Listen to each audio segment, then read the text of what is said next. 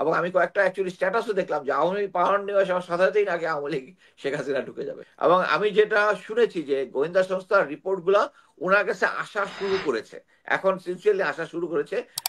এই কারণেই কিন্তু ভারত উদ্বিগ্ন হয়ে গেছে, এবং এই কারণেই তারা বারবার চাচ্ছে এই এই যে 15 জনকে যে কে এই যারা যারা ভারতের এগেনস্টে কথা বলে বা আহ, এই সরকারের বা হাসিনা সরকারের এগেনস্টে কথা বলে তাদেরকে দিচ্ছে না। মোহসিন সাদ হচ্ছে তাদের মধ্যে একজন। তার রিটায়ারমেন্টটা এখনো দিচ্ছে না, কিন্তু মেজর মুনির ছিল আমেরিকাতে, সে ফেরত গেছে, তারটা দিয়ে দিচ্ছে। এবং উনি যেটা করতেছে সেটা হচ্ছে যারা যারা তাদেরকে প্রত্যেককেই ইয়া দেওয়া হচ্ছে, টোপ দেওয়া হচ্ছে, ডাকা হচ্ছে। বাংলাদেশের রাজনৈতিক পরিস্থিতি কেমন হতে পারে যদি আর্মি ক্ষমতায় আসে? আর্মি ক্ষমতার আসার সাথে সাথেই হাসিনাকে ফিরিয়ে আনবে জেনারেল ওয়াকার। দর্শক, এমন মন্তব্য করেছেন সাবেক সেনা সদস্য মুস্তাফিজুর রহমান। পাশাপাশি ভারত বাংলাদেশের সম্পর্ক উন্নতি হওয়ার একটাই মাত্র মাধ্যম, সেটা হচ্ছে বাংলাদেশে একটি নির্বাচন হওয়া, সুষ্ঠু একটি নির্বাচন হয়ে অন্য রাজনৈতিক দল ক্ষমতায় আসা। ডক্টর ইউনূস কখনোই ভারতের সাথে ভালো সম্পর্ক করতে পারবে না, কারণ ভারতে বাংলাদেশের স্বার্থ কখনো ডক্টর ইউনূস বিলীন করে দিবেন। এই জন্য দর্শক, আমরা আলোচনা শুনলে আরো ক্লিয়ার বুঝতে পারবো। চলুন আলোচনাগুলো শুনে আসি। নির্বাচন নিয়ে যা হচ্ছে তাতে বিএনপি আসলে অনেকটাই সংকটের মধ্যে আছে। নির্বাচন আসলে হবে কি হবে না, কবে হবে, সরকার কবে দিবে, সেই ধরনের একটা দ্বিধাদ্বন্দ্বের মধ্যে বিএনপি পড়ে গেছে।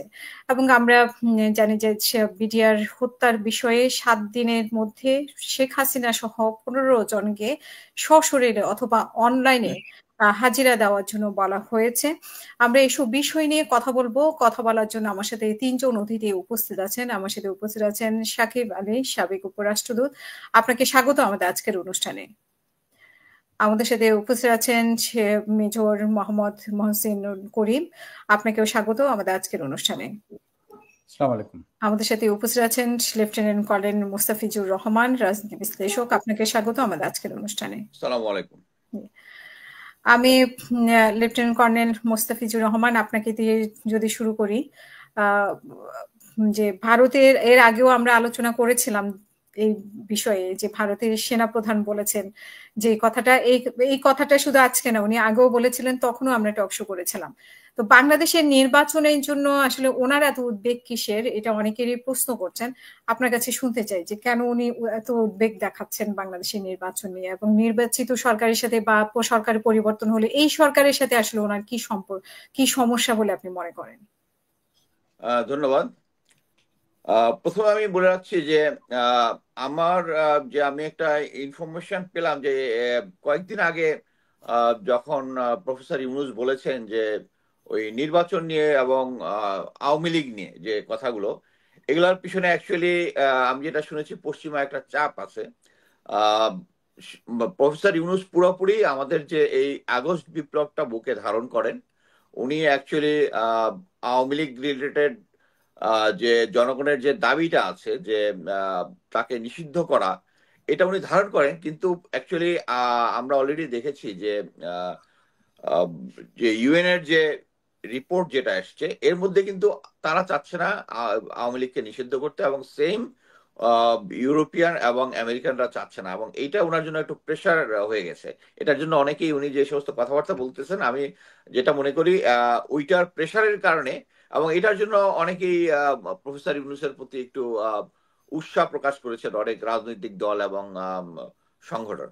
বাট আমি মনে করি যে আমরা আমরা এখন পর্যন্ত প্রফেসর ইউনূসের যে সরকারটা, এই সরকার কিন্তু খুব ধীরে ধীরে হলেও আমাদের যে ডিমান্ড গুলো ছিল, আপনারা কিন্তু গতকালকে এবং গতকালকেই দেখেছেন যে উনি কিন্তু রেড ক্রিসেন্টের চেয়ারম্যান এবং রাজুকের চেয়ারম্যানকে উনি কিন্তু ওখান থেকে সরিয়ে দিয়েছেন। এটা কিন্তু আসার পরেই কিন্তু এটা তারা দুজনেই ছিল শেখ হাসিনা রেজিমের লোক, এবং পরবর্তীতে আপনারা ধীরে ধীরে দেখেছেন যে সরকারি আমলাতন্ত্র এবং পুলিশ বাহিনীর মধ্যে অনেক পরিবর্তন হয়েছে, একমাত্র মিলিটারি ছাড়া, একমাত্র মিলিটারি ছাড়া। এর কারণটা হচ্ছে আমি মনে করি যে এখন পর্যন্ত প্রফেসর ইউনূসের সরকার ঠিক মতো মানে ঠিক মতো চলতেছে, বাট এটার মধ্যে অনেক সরকারি সংগঠন এখন পর্যন্ত স্পেশালি আইন শৃঙ্খলা বাহিনী কিছু একটা অংশ তারা পুরোপুরিভাবে সাহায্য করতে পারতেছে না, আর কিছু একটা অংশ আছে ডিমোটিভেটেড। ডিমোটিভেটেড। এই কারণে আমরা আপনার কিছুদিন আগে বেনজিরের বিভিন্ন যে পুলিশ প্রধান বেনজিরের বিভিন্ন কথাবার্তা শুনেছেন যে পুলিশের মধ্যে এখনো তাদের ইয়াটা আছে, বাট একটা অংশ ঠিকই চেষ্টা করতেছে এই সরকারকে সহায়তা করার জন্য, এবং সেনাবাহিনীরও একটা অংশ চাচ্ছে এই সরকারকে চেষ্টা সহযোগিতা করার জন্য। এবং এই কারণেই বর্তমানে সবচেয়ে ইম্পর্টেন্ট জিনিস হচ্ছে আমরা সবাই সম্ভবত নামটা ভুলে গেলাম, বাংলাদেশের মজলুম রাজনীতিবিদ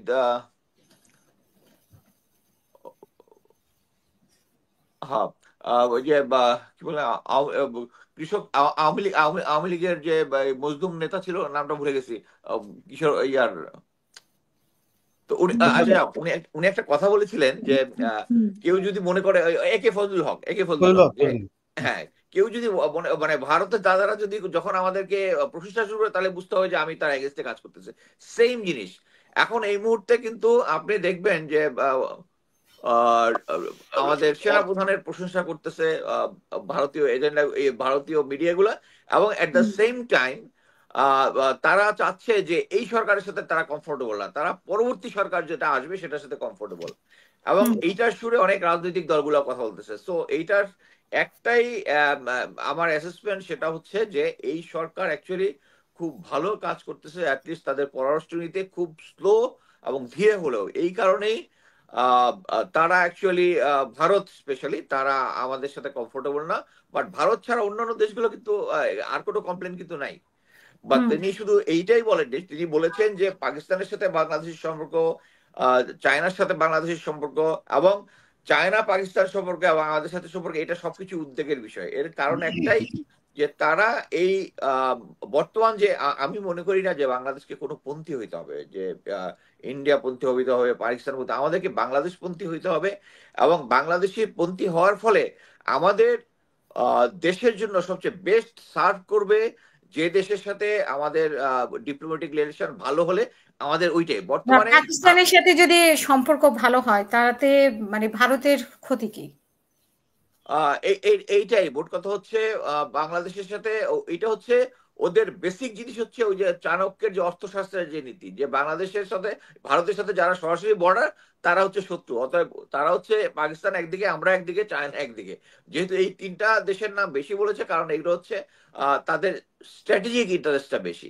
মনে করেন যে তারা অলরেডি ভারত, নেপাল, শ্রীলঙ্কা, মালদ্বীপ এগুলোর সাথে কিন্তু তারা অলরেডি ডিপ্লোম্যাটিকলি ফেল করেছে। একবার বাংলাদেশ ছিল তাদের লাস্ট হোপ, যেটা শেখ হাসিনা বলতে ছিল লাস্ট 7 মাসে। এবং বর্তমানে এই সিচুয়েশনটা তিনি দেখেছেন যে ভারতের সাথে এখন এখন মনে করেন যে আমরা আমাদের সাথে তারা যে কূটনৈতিক ভাবে আমাদেরকে নন কোঅপারেশন শুরু করেছে, এতে কিন্তু ভারতের ক্ষতি, কিন্তু আমরা কিন্তু গত 7 মাসে দেখছি ভারতের ক্ষতি কিন্তু হয়েছে। পশ্চিমবঙ্গের অর্থনীতি হচ্ছে এই ভারতের ভিতরে সবচেয়ে দুর্বল অর্থনীতি হচ্ছে পশ্চিমবঙ্গ, এবং পশ্চিমবঙ্গের অর্থনীতি বেসিক্যালি খুব মানে নির্ভরশীল ছিল হচ্ছে আমাদের এখান থেকে রোগীরা যেত, শপিং এর জন্য যেত, এটা পুরোপুরি বন্ধ হয়ে যায়, তাদের কিন্তু ওই জায়গার অর্থনীতি পুরো ভেঙে গেছে। সো বর্তমানে তবুও যেটা হচ্ছে তাদের মধ্যে যে অ্যাটিটিউড যেটা, সেটা হচ্ছে তারা সবসময় চেষ্টা করে যে যেহেতু তাদের দেশটা বড়, ছোট দেশগুলোকে সবসময় একটা প্রেশারের মধ্যে রেখে, এবং ওইটাই হচ্ছে চাণক্য নীতি। এই চাণক্য নীতির বাইরে সে বের হতে পারতেছে না। কিন্তু অ্যাকচুয়ালি ডিপ্লোম্যাটিকলি আপনি যদি দেখেন একটা দেশের একসাথে আরেকটা দেশের ডিপ্লোমেসি কিন্তু ইগো থাকা উচিত না, আপনারা দেখেছেন যে এর আগে কিন্তু যখন মানে আমেরিকার একটা পরাশক্তি হওয়ার পরেও তারা যখন মার্শা বার্নিকাটের গাড়িতে আক্রমণ করেছিল, তারা কিন্তু সরাসরি কোনো অ্যাগ্রেসিভ কোনো অ্যাটিটিউড কিন্তু দেখায়নি। হ্যাঁ, এটা দেখিয়েছে অনেক পরবর্তীতে এই শেখ হাসিনাকে তারা সাপোর্ট দেয়নি। বাট আমার কথা হচ্ছে ওইটাই যে আমি মনে করি যে বর্তমানে যে এই সরকার যেটা আছে, এবং আমি মনে করি যে এই সরকার থাকাকালীন আমরা যতই সংস্কার এবং বিচারের কথা বলি, আমি মনে করি যে এক এক রাজনৈতিক দলে এক এক ইন্টারেস্ট। মনে করেন যে নতুন দলগুলো চাচ্ছে যত সময় নেওয়া যায় তত তাদের পজিশনটা ভালো হবে, বাট আমি মনে করি যে এই সরকার থাকাকালীন সময়ে এই যে এই অ্যাট্রোসিটি যারা যারা যেটা করেছে অলরেডি এটা আন্তর্জাতিকভাবে স্বীকৃত, কিন্তু এর বিচারটা করার জন্য আমি মনে করি যে এই সরকার থাকাকালীন যদি বিচারটা সম্পন্ন হওয়ার পরে যদি আওয়ামী লীগ ইনক্লুসিভ হোক আর না হোক ওইটার মিনিং থাকবে না যদি যদি এটার বিচারটা আমরা সম্পন্ন করতে পারি। আমি মনে করি যে এই সামনের নির্বাচন কখন হবে এটা নির্ভর করা উচিত আহ, সবার এই প্রফেসর ইউনূসের উপর নির্ভরশীল থাকা উচিত, তাদের উপর ভরসা করা উচিত। আমি ভরসা করি এবং আমি মনে করি যে উনার সরকার থাকাকালীন যদি আমরা এই বিচারটা এনশিওর করতে না পারি, পরবর্তীতে রাজনৈতিক সরকার যেটাই হোক তারা এই নির্বাচন এই এই বিচারটার মধ্যে একটা ম্যানিপুলেশন করবে এবং এটার মধ্যে ভারতের অংশগ্রহণ থাকবে। সো আমি মনে করি এই সরকার যে কাজটা করতেছেন এটা খুব ভালো কাজ করতেছেন। এই কারণেই ভারত ডিপ্লোম্যাটিক্যালি প্রফেসর ইউনূসকে ম্যানিপুলেট করতে পারছে না। তারা চেষ্টা করতেছিল, কন্টিনিউয়াস এখনো করে যাচ্ছে, বাংলাদেশের মধ্যে একটা অস্থিতিশীল পরিস্থিতি সৃষ্টি করার জন্য। এবং এটার মধ্যে একটা আমরা সবাই জানি তারা সবসময় একটা ইসলামিক কার্ড যেটা খেলে, ওই জিনিসটা একমাত্র প্রফেসর ইউনূসের জন্য করতে পারছে না। আমি মনে করি যে প্রফেসর ইউনূসের যে বর্তমান পারফরমেন্সের যেটার মধ্যে ল্যাকিংস যেটা আছে এইটার কারণেও কিন্তু ভারত তারা কন্টিনিউয়াস চেষ্টা করে যাচ্ছে। এবং রিসেন্টলি আমি আপনার প্রফেসর ইউনূসের কথায় দেখেছেন যে উনি বলেছেন যে প্রতিবেশী দেশ একটা পালিয়ে যাওয়া দেশ কন্টিনিউয়াস চেষ্টা করতেছে। এবং এই তথ্যগুলো কিন্তু আমরা বলি হচ্ছে অনুমান ভিত্তিক, কিন্তু উনি কিন্তু বলে হচ্ছে গোয়েন্দা সংস্থার রিপোর্ট অনুযায়ী। এবং আমি যেটা শুনেছি যে গোয়েন্দা সংস্থার রিপোর্ট গুলা ওনার কাছে আসা শুরু করেছে, এখন সিনসিয়ারলি আসা শুরু করেছে। এই কারণেই কিন্তু ভারত উদ্বিগ্ন হয়ে গেছে এবং এই কারণেই তারা বারবার চাচ্ছে এই এই এই যে 15 জনকে যে এই যে 25 ফেব্রুয়ারি কমিশন ডেকে যেটা ডেকেছে, পাঠিয়েছে। হ্যাঁ, এটা কিন্তু তাদের জন্য একটা অ্যালার্মিং। কারণ অলরেডি আমরা জানি যে বিভিন্ন সোশ্যাল মিডিয়াতে বিভিন্ন অফিসাররা, এই যে মহসিন স্যার এখানে আছেন উনিও জানেন, এবং অন্যান্য যারা অফিসাররা আছে, অফিসারের মিসেসরা আছে, তারা এটার মধ্যে ভারতের ইনভলভমেন্ট নিয়ে খুব স্ট্রং এভিডেন্স এবং স্ট্রং সাক্ষী দিয়েছেন, অনেকে মিডিয়ার সামনে দিয়েছেন এবং আশা করি তারা কমিশনও দিয়েছেন। এবং এটা যদি হয়, এবং আমি অ্যাকচুয়ালি মনে করি যে প্রফেসর ইউনূস যদি এই 25 ফেব্রুয়ারির ইয়াটাকে এটাকে যদি ইউএন কে ইনভলভ করা যেত তাহলে কিন্তু এটার আরো ইয়া হইতো। অলরেডি শেখ হাসিনা আন্তর্জাতিক ভাবে তাদের ইনভেস্টিগেশনের জন্য কিন্তু আন্তর্জাতিক কনফার্ম হয়ে গেছে সে একজন ডিক্টেটর। এবং তার রিসেন্টলি আপনারা একটা অডিও দেখেছেন যে সরাসরি সে গোয়েন্দা সংস্থাকে বলতেছে হেলিকপ্টার থেকে গুলি করার জন্য। এবং এটা অ্যাকচুয়ালি ইউএন রিপোর্টটাকেই সাপোর্ট করতেছে। সো আমি মনে করি যে এই সরকার থাকলে যেটা ইউএনের মানে ভারতের জন্য যেটা ভয় সেটা হচ্ছে এই যে ইন্ডিপেন্ডেন্ট কমিশন যেটা হয়েছে বিলখানা, এটা যে তাদের ইনভলভমেন্ট আছে এটা এক্সপোজ হয়ে যাবে।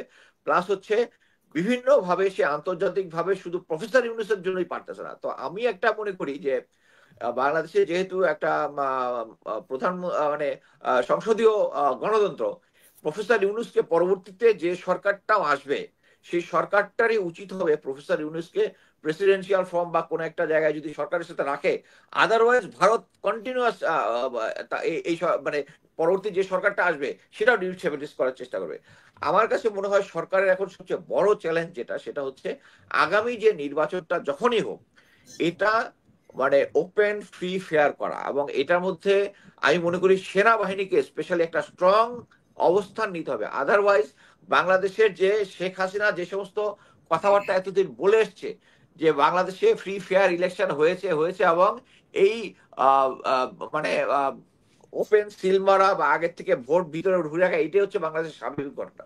এটা যে স্বাভাবিক ঘটনা 3 বছর আগে যে বাংলাদেশে ফ্রি ফেয়ার ইলেকশন হয়েছে ওই জিনিসটা আনার জন্য আমাদের এখন নির্বাচন কমিশন প্লাস সেনাবাহিনীকে দৃঢ় প্রতিজ্ঞ হইতে হবে। আদারওয়াইজ ভারত এটার ভিতর দিয়ে ওই এখন যেমন আমরা দেখতেছি যে ছাত্রলীগ বা অন্যান্য দলগুলা বিভিন্ন সময় বিভিন্ন ফর্মে চলে আসতেছে। এবং আমি সবচেয়ে রিসেন্টলি অবাক হয়েছি যে হিজবুত তাহরির যাদেরকে আওয়ামী লীগ নিষিদ্ধ করেছে, এবং এটার মধ্যে অ্যাকচুয়ালি আমি পরবর্তীতে যেটা জেনেছি যে এর মধ্যে ম্যাক্সিমাম হচ্ছে যারা ভারতে গিয়ে দেওবন্দে পড়াশোনা করেছে, এদের একটা বড় অংশ হচ্ছে এই হিজবুত তাহরির সাথে জড়িত এবং সাপোর্টার। এবং আমি অবাক হয়ে গেছি, আমরা যারা একটু লেখালেখি করি এই হিজবুত তাহরির এগেইনস্টে লেখার সাথে সাথেই আমরা যে পাবলিকের যে রেসপন্সটা পেয়েছি, অ্যাকচুয়াল হিজবুত তাহরির সাপোর্টার হলে এরকম করার কথা না। এবং এই ছাত্রলীগরা কিন্তু বারবার যে কোনো ভাবে আমাদের দেশের পলিটিক্স এর মধ্যে ঢোকার চেষ্টা করতেছে। তো এখন আমি যেটা মনে করি যে মানে পশ্চিমা দেশগুলা যে সমস্ত মানে আওয়ামী লীগকে ইনক্লুসিভ এবং ভারতের সেনাপ্রধান কিন্তু আবার ইনক্লুসিভ ইলেকশনের কথা বলেছে, মানে ইনডাইরেক্টলি বলেছে যে ভারতকে মানে আওয়ামী লীগকে ওখানে থাকতে হবে। সো আমি মনে করি যে এই সামনের ইলেকশনে যদি আওয়ামী লীগকে নিষিদ্ধ না করে এই সরকার, যে যতটাই বলুক, আমি ওই পিনাকি দাদাকে সাপোর্ট করি। সেটা হচ্ছে আওয়ামী লীগের যেরকম 32 নম্বর যেমন তাদের মানে এই তাদের যে এই ফেসিবাদের আতুর ঘরটা ধ্বংস করা হয়েছে, এই আগামী অ্যাটলিস্ট 2-3 নির্বাচনের মধ্যে আওয়ামী লীগকে ইনশাল্লাহ এই দেশের জনগণ ভোটে দাঁড়াইতে দিবে না। তারা যে কাজটা করছে সরকারিভাবে যদি নিষিদ্ধ না হয়, মানে হবে, কিন্তু তারা এই যে হত্যাকাণ্ড যেগুলো চলেছে, আর আমি মনে করি যে বিচারটা যদি ঠিকমতো হয়, ইনশাল্লাহ ফিউচারে আওয়ামী লীগের দাঁড়ানোর আর কিছু থাকবে না। এবং আর শুধু না, তারা কিন্তু এটার জন্য এখন পর্যন্ত এই যে এত বড় একটা ইউএন এর রিপোর্ট বেরিয়েছে, এটা কিন্তু এখন পর্যন্ত তাদের মধ্যে অ্যাপোলজির কোনো সুর নাই। তারা এখনো আছে, যেহেতু এখনো জেনারেল ওয়াকার তার স্থানে আছে, তার গুম খুনের সাথে জড়িত আওয়ামী লীগের ফ্যাসিস্টরা এখনো গোয়েন্দা সংস্থাগুলো চালাচ্ছে। আমি বলবো একাংশ চালাচ্ছে, 9 ডিপ চালাচ্ছে, তারপরে কি বলে ঢাকার ব্রিগেড গুলো চালাচ্ছে, তারপরে ডিজিবিজিবি, এই জিনিসগুলো যেহেতু আছে, ওইগুলোর আশায় কিন্তু তারা এখনো অপেক্ষা করতেছে যে একটা তখন সময় আসবে যখন আর্মি পাওয়ার নিবে। এবং আমি কয়েকটা অ্যাকচুয়ালি স্ট্যাটাসও দেখলাম যে আওয়ামী লীগ পাওয়ার নেওয়ার সাথে সাথেই নাকি আওয়ামী লীগ শেখ হাসিনা ঢুকে যাবে। আমি আপাতত এখানে শেষ করছি, ধন্যবাদ। অসংখ্য ধন্যবাদ আপনাকে। আমি সাকিব আলী আপনার কাছে শুনতে চাই যে শুধু কি মানে যুক্তরাষ্ট্র বা জাতিসংঘই কি চায় যে বাংলাদেশ আওয়ামী লীগ আবার ফেরত আসুক বা নির্বাচন করুক? আমরা তো ডক্টর ইউনূসকেও বলতে শুনলাম যে আওয়ামী লীগ ঠিক করবে তারা নির্বাচনে আসবে কি আসবে না। তো এই বিষয়টি আপনার কাছে কেমন মনে হয়? এবং যে সেনাবাহিনীর বক্তব্য, আজকে ভারতের সেনাবাহিনীর বক্তব্য এবং সেনাপ্রধানের বক্তব্য, আমাদের সেনাপ্রধানের বক্তব্য কয়েকদিন আগে আমরা শুনেছি যে মানে যখনই বিডিআর হত্যার মানে যে ঘাটাঘাটি শুরু হয়েছে, সেই দিনেই তো উনি বলেছেন যে 25শে ফেব্রুয়ারিতেই তো উনি কথাটা বলেছেন ফুল স্টপ দেওয়ার জন্য। আর এখানে বেশি তদন্ত করলে বেশি ভারতকে নিয়ে ঘাটাঘাটি হবে এবং তাড়াতাড়ি নির্বাচন হলে এই জিনিসটা থেকে ভারত বেরিয়ে আসবে।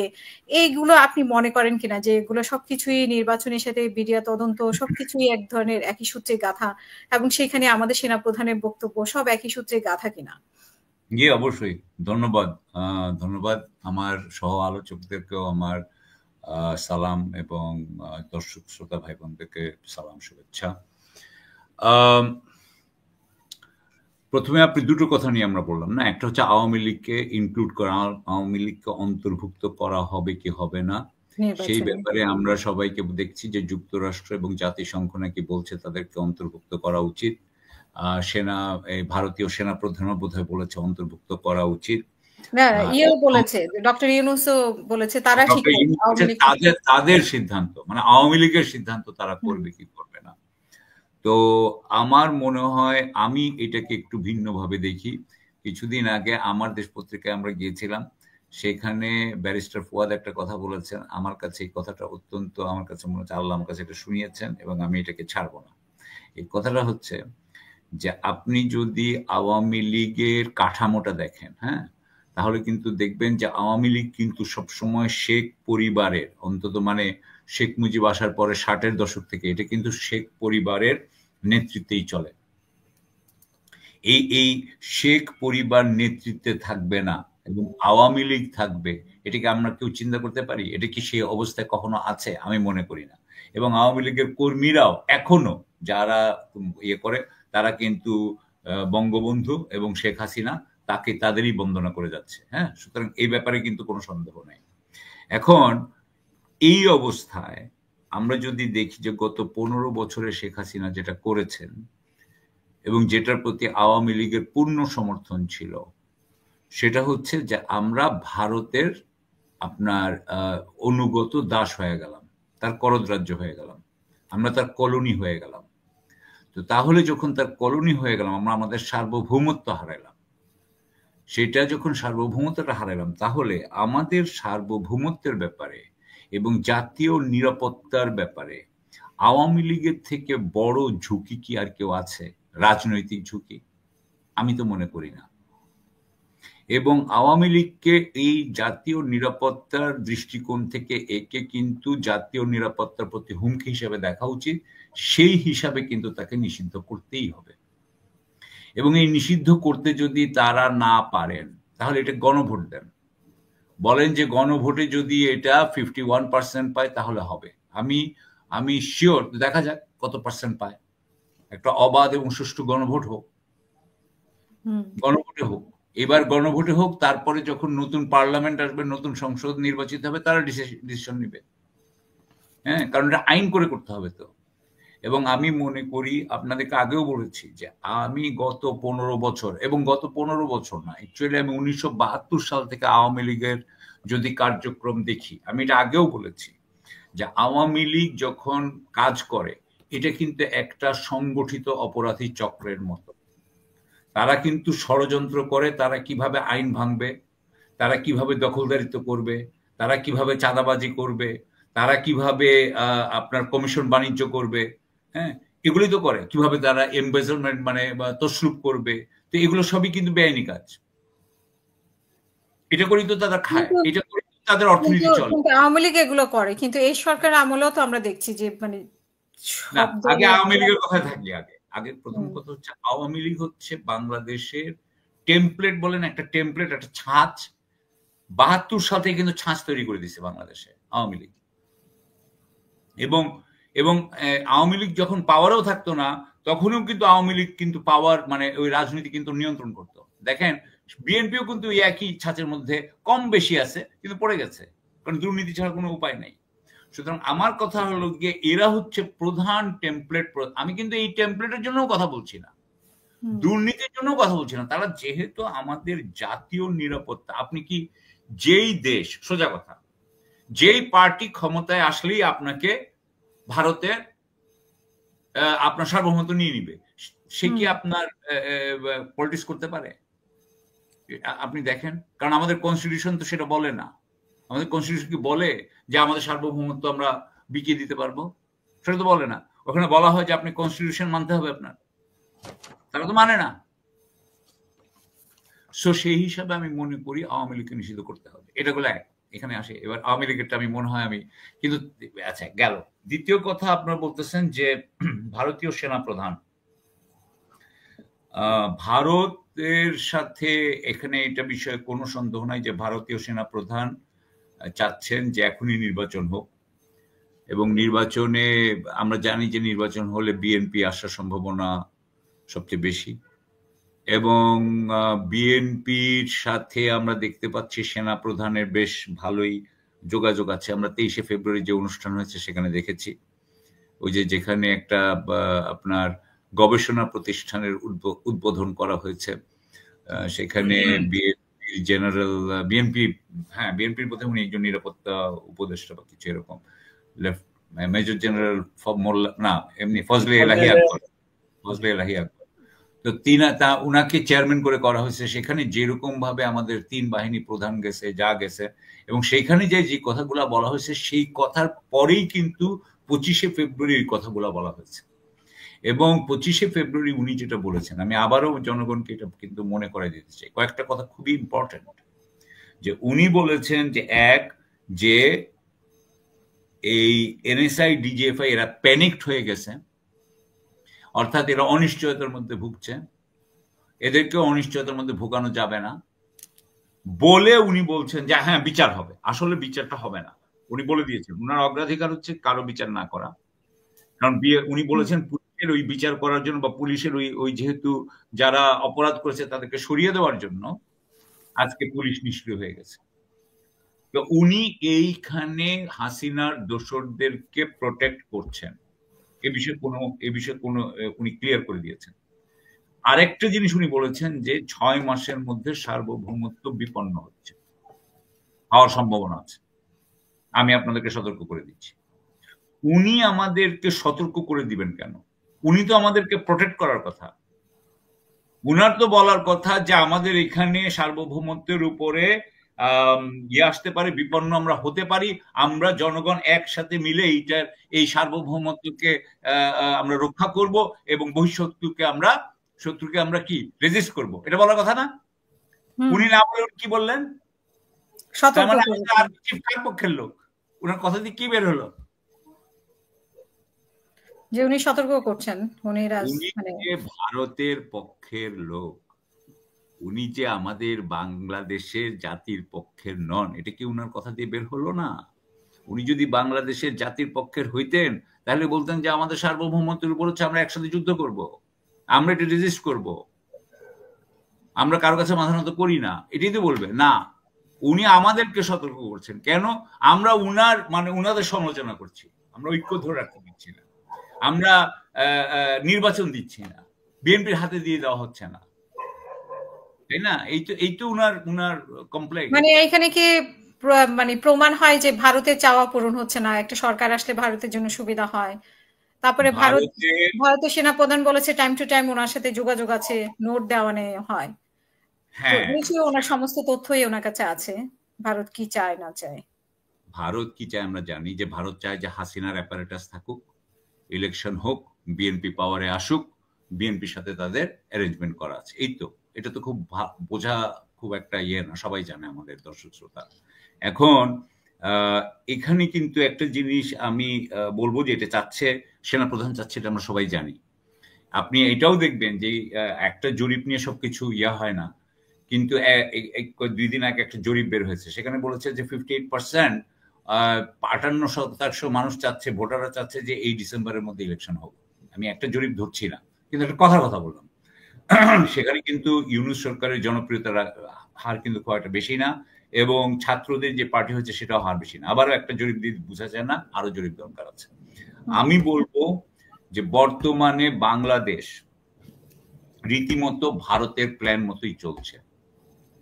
আমাদের যেহেতু হাসিনা অ্যাপারেটাস আছে, যদিও মুস্তাফিজ বলছে যে এটার সিভিলিয়ান অংশ অনেকখানি ডিসম্যান্টল করা হয়েছে, কিন্তু আমরা এখনো যেভাবে আইন শৃঙ্খলা বলি, পণ্য সরবরাহ বলি, প্রত্যেকটা জিনিসে বলি, হ্যাঁ, আমাদের এখানে মানুষের মধ্যে এত অরাজকতা বলি, মব জাস্টিস বলি, যেভাবে ছাত্রলীগ, যুবলীগ যেভাবে এখানে হতে পারে, তারাই হয়তো এগুলো করছে। কিন্তু আপনি তো দেখছেন যে কিভাবে মেয়েদেরকে নিগৃহীত করা হচ্ছে, কিরকম ভাবে হিজবুত তাহরির, এভরিথিং। এটা কিন্তু একটা শান্তিপূর্ণ তো কোনো অবস্থা নাই। মানুষজন রাত্রে বের হতে ভয় পাচ্ছে, কেউ বের হচ্ছে না, পরিবার নিয়ে তো কেউ বের হচ্ছেই না। সুতরাং এইটা অবস্থাটা কিন্তু এত স্বাভাবিক না।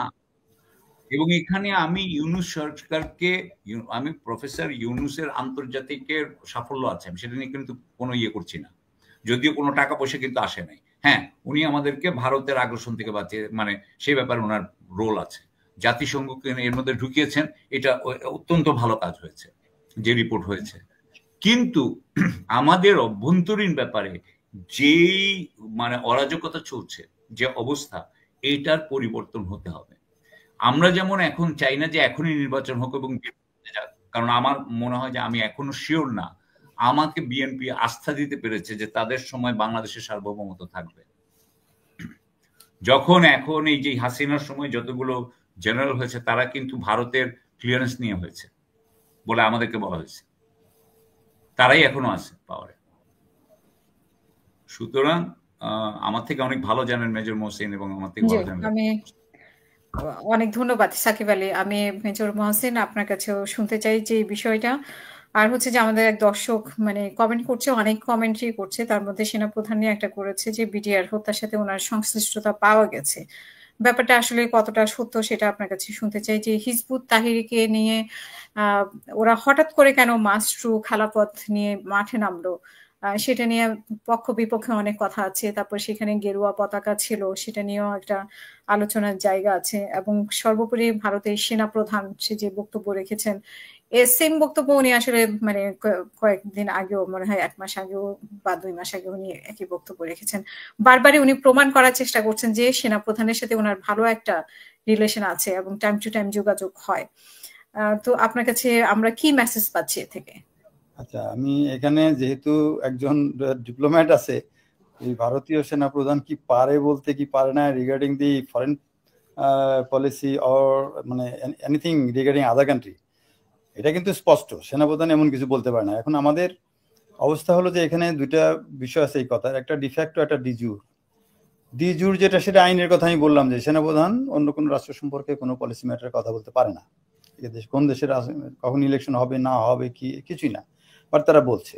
ডিফ্যাক্টো যেটা, সেটা হলো বাস্তবতা হলো যে আমরা একটা ছোট্ট দেশ, এবং এই সিকিউরিটি অফ স্মল স্টেট, এটা আর্মিতে অনেক স্টাডি পিরিয়ড আমরা অ্যাটেন্ড করেছি, এগুলো আমাদেরকে এমনভাবে বুঝাই দেওয়া হয়েছে যে একটা ছোট দেশের নিরাপত্তাটা কিভাবে ঝুঁকির সামনে আসবে। এবং বর্তমানে ইউক্রেনের ঘটনার পরে তো আমাদের হুঁশ ফেরা উচিত যে এরকম একটা বড় দেশের পাশে একটা ছোট দেশ কতটুকু নিরাপদ। তো যাই হোক, সেনাপ্রধান যেটা বলছেন এটা অবশ্যই বাস্তবতার নিরিখে নিয়ে চিন্তা করতে হবে যে এটা কিন্তু ইন্ডিয়ান গভর্নমেন্টের বক্তব্য, সেনাপ্রধানের মাধ্যমে বলছে। এখন এটা নিয়ে যদি হইচই হয় বিভিন্নভাবে, তখন তারা বলবে না এটা তো সেনাপ্রধান বলছে, এটা তো আসলে কোন ফোরামে বলছে, কি বলছে, তখন তারা এটাকে অন্যদিকে নেওয়ার চেষ্টা করবে। তো সেনাপ্রধানের বক্তব্যটাকে সিরিয়াসলি নিতে হবে, কারণ বাংলাদেশে ইন্ডিয়া এমন একটা অবস্থা সৃষ্টি করেছিল, আমাদেরকে 4 হাত পা, যেরকম আমাকে যেমন প্রথমে ধরলো, দুই হাতে পায়ে বেরি বাঁধা, চোখে একটা পট্টি বাঁধা, তারপরে জমটবি পরানো, তো একটা মানুষের এরপরে আর কি থাকে। তো বাংলাদেশকে কিন্তু ওই অবস্থা করেছিল ইন্ডিয়া, কোনো দিক জানিবারে যাওয়ার ইচ্ছা ছিল না। মিরাকেলাস ঘটনা ঘটছে দুইটা, একটা হলো যে এই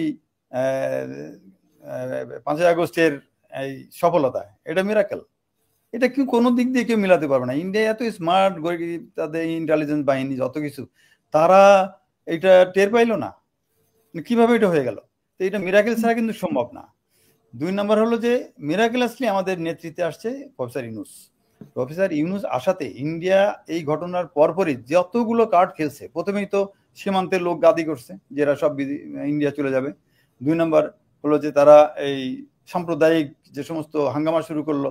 আপনি একটার পর একটা দেখেন, এই যে কার্ডগুলো তারা খেললো এবং আমাদেরকে সেই মৌলবাদী বা ওরকম একটা ট্যাগ দেওয়ার যে চেষ্টা করেছে একদম জানে প্রাণ দিয়ে, সেখানে কিন্তু ইউনূস সাহেবের কারণেই, প্রফেসর ইউনূসের কারণে কিন্তু এটা ওইভাবে তারা সফলতা পায় নাই। তো এই মিরাকেলের 2টা ঘটনার কারণে আমরা কিন্তু স্টেবিলিটি পেয়েছি, কিন্তু আমরা কি স্টেবল? সাকিব আলী ভাই একটু আগে বলছে যে ওই আদারওয়াইজ কথা হলো কি, বাই দিস 7 মান্থ ইন্ডিয়া কিন্তু না ওয়েল ইন কমান্ড এভরিহোয়ার। আপনি ইন্ডিয়া যা বলবে এখন তাই বাংলাদেশে হবে, শুধু এটা এক্সিকিউট করতে পারছে না কিছু কিছু কারণে। ধরেন সেনাবাহিনীতে যে অবস্থা আছে সেটা বি সেম, পুলিশের সব চলে গেলেও যারা আছে তারাও সব ওই অবস্থা। প্রশাসন তো আছে, সাকিব আলী ভাই ভালো বলতে পারবেন যে অ্যাডমিনিস্ট্রেশনের অবস্থাটা কি। তো সব মিলিয়ে কিন্তু ভারত ওয়েল ইন কমান্ড এবং কন্ট্রোল করতেছে, তারা কন্ট্রোলের পজিশনে আসছে। এখন তারা বলতেছে তাড়াহুড়া করে একটা নির্বাচন দেন। তো নির্বাচন দিলে কি হবে? যেই ক্ষমতা আসুক, এখন নির্বাচন দিলে ক্ষমতা কে আসলে তাদের সবচেয়ে লাভ। যদি তারা আওয়ামী লীগকে আনতে পারে, বেস্ট অপশন ফর দেম, যেটা এখন সম্ভব কি সম্ভব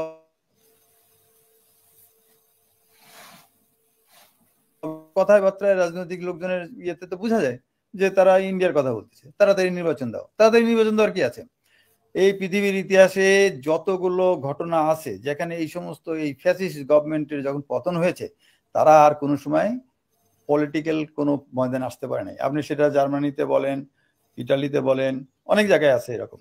কিন্তু আমাদের এখানে যেটা হয়েছে যে এই সমস্ত ঘটনার পরে আবার ফেরত আসা যে টেন্ডেন্সি, এটা হয়েছে আমাদের দুর্বলতার কারণে। আমরা চারদিক থেকে ইন্ডিয়া দ্বারা একদম ঘেরা। আমাদের দেশে একদম কোন স্টেক হোল্ডার বলবেন যারা যেখানে ইন্ডিয়ার লোকজন এখনো নাই, বলো একদম ব্যবসায়ী বলেন, রাজনীতিবিদ বলেন, তারপরে সার্ভিসেস তো আছেই। তো এরকম একটা অবস্থাতে ইন্ডিয়ার সেনাপ্রধান যে কথাটা বলে যে একটা পলিটিক্যাল গভর্নমেন্ট না আসা পর্যন্ত সম্পর্ক স্বাভাবিক হবে না, ওরা তো সম্পর্ক স্বাভাবিকের কথা বলছে না। ওদের স্বাভাবিক হলো আমাদের ওই যে মৃত্যুর দরজা দেখানো। এখন যদি আবার আওয়ামী লীগ বা ওই ধরনের কেউ আসে, তাহলে আপনি চিন্তা করেন কি ধরনের একটা ঘটনা ঘটবে। তারা এই ঘটনার আগে বহুবার বলছে, ওবায়দুল কাদের সহ, যে 10 লাখ লোক মারা যাবে, 5 লাখ লোক মারা যাবে, মরে নাই, ওই ঘটনা ঘটে নাই, কিন্তু ওরা ফেরত আসলে এটা ঘটবে। এই যে একটা অবস্থা, এখন তারা চাচ্ছে যে একবার তো ছুটে গেছে বাংলাদেশ, এরপরে যদি তারা আবার নিয়ন্ত্রণে আসতে পারে, এই দেশটাকে 10 লাখ 20 লাখ না, লোকই দরকার নেই, এই যে একটা অবস্থার সৃষ্টি তারা করবে, এইটা কিন্তু সবাইকে মাথায় রাখতে হবে। এখন আসলো আপনাদের এই যে কি বলে, আপনি হিজবুত তাহরির নিয়ে কথা বললেন। হিজবুত তাহরিরের ব্যাপারে অনেকে মানে অনেক ধরনের বক্তব্য কয়েকদিন থেকেই শুনতে পাচ্ছি। কেউ বলছে যে বিডিআর এর কারণে ওদেরকে ব্যান করা হয়েছিল শেখ হাসিনার পক্ষ থেকে। আবার ওদের বিষয়গুলো আমরা 5ই আগস্টের পরে কিন্তু আমরা অনেকবারই হিজবুত তাহরিরকে কালো পতাকা, সাদা পতাকা নিয়ে আসতে দেখেছি, কিন্তু হঠাৎ করে আবার তারা গেরুয়া পতাকা নিয়েও আসছে। সব মিলিয়ে একটা ঘোলাটে পরিস্থিতি। আপনার কাছে শুনতে চাই, আপনি কি বলবেন?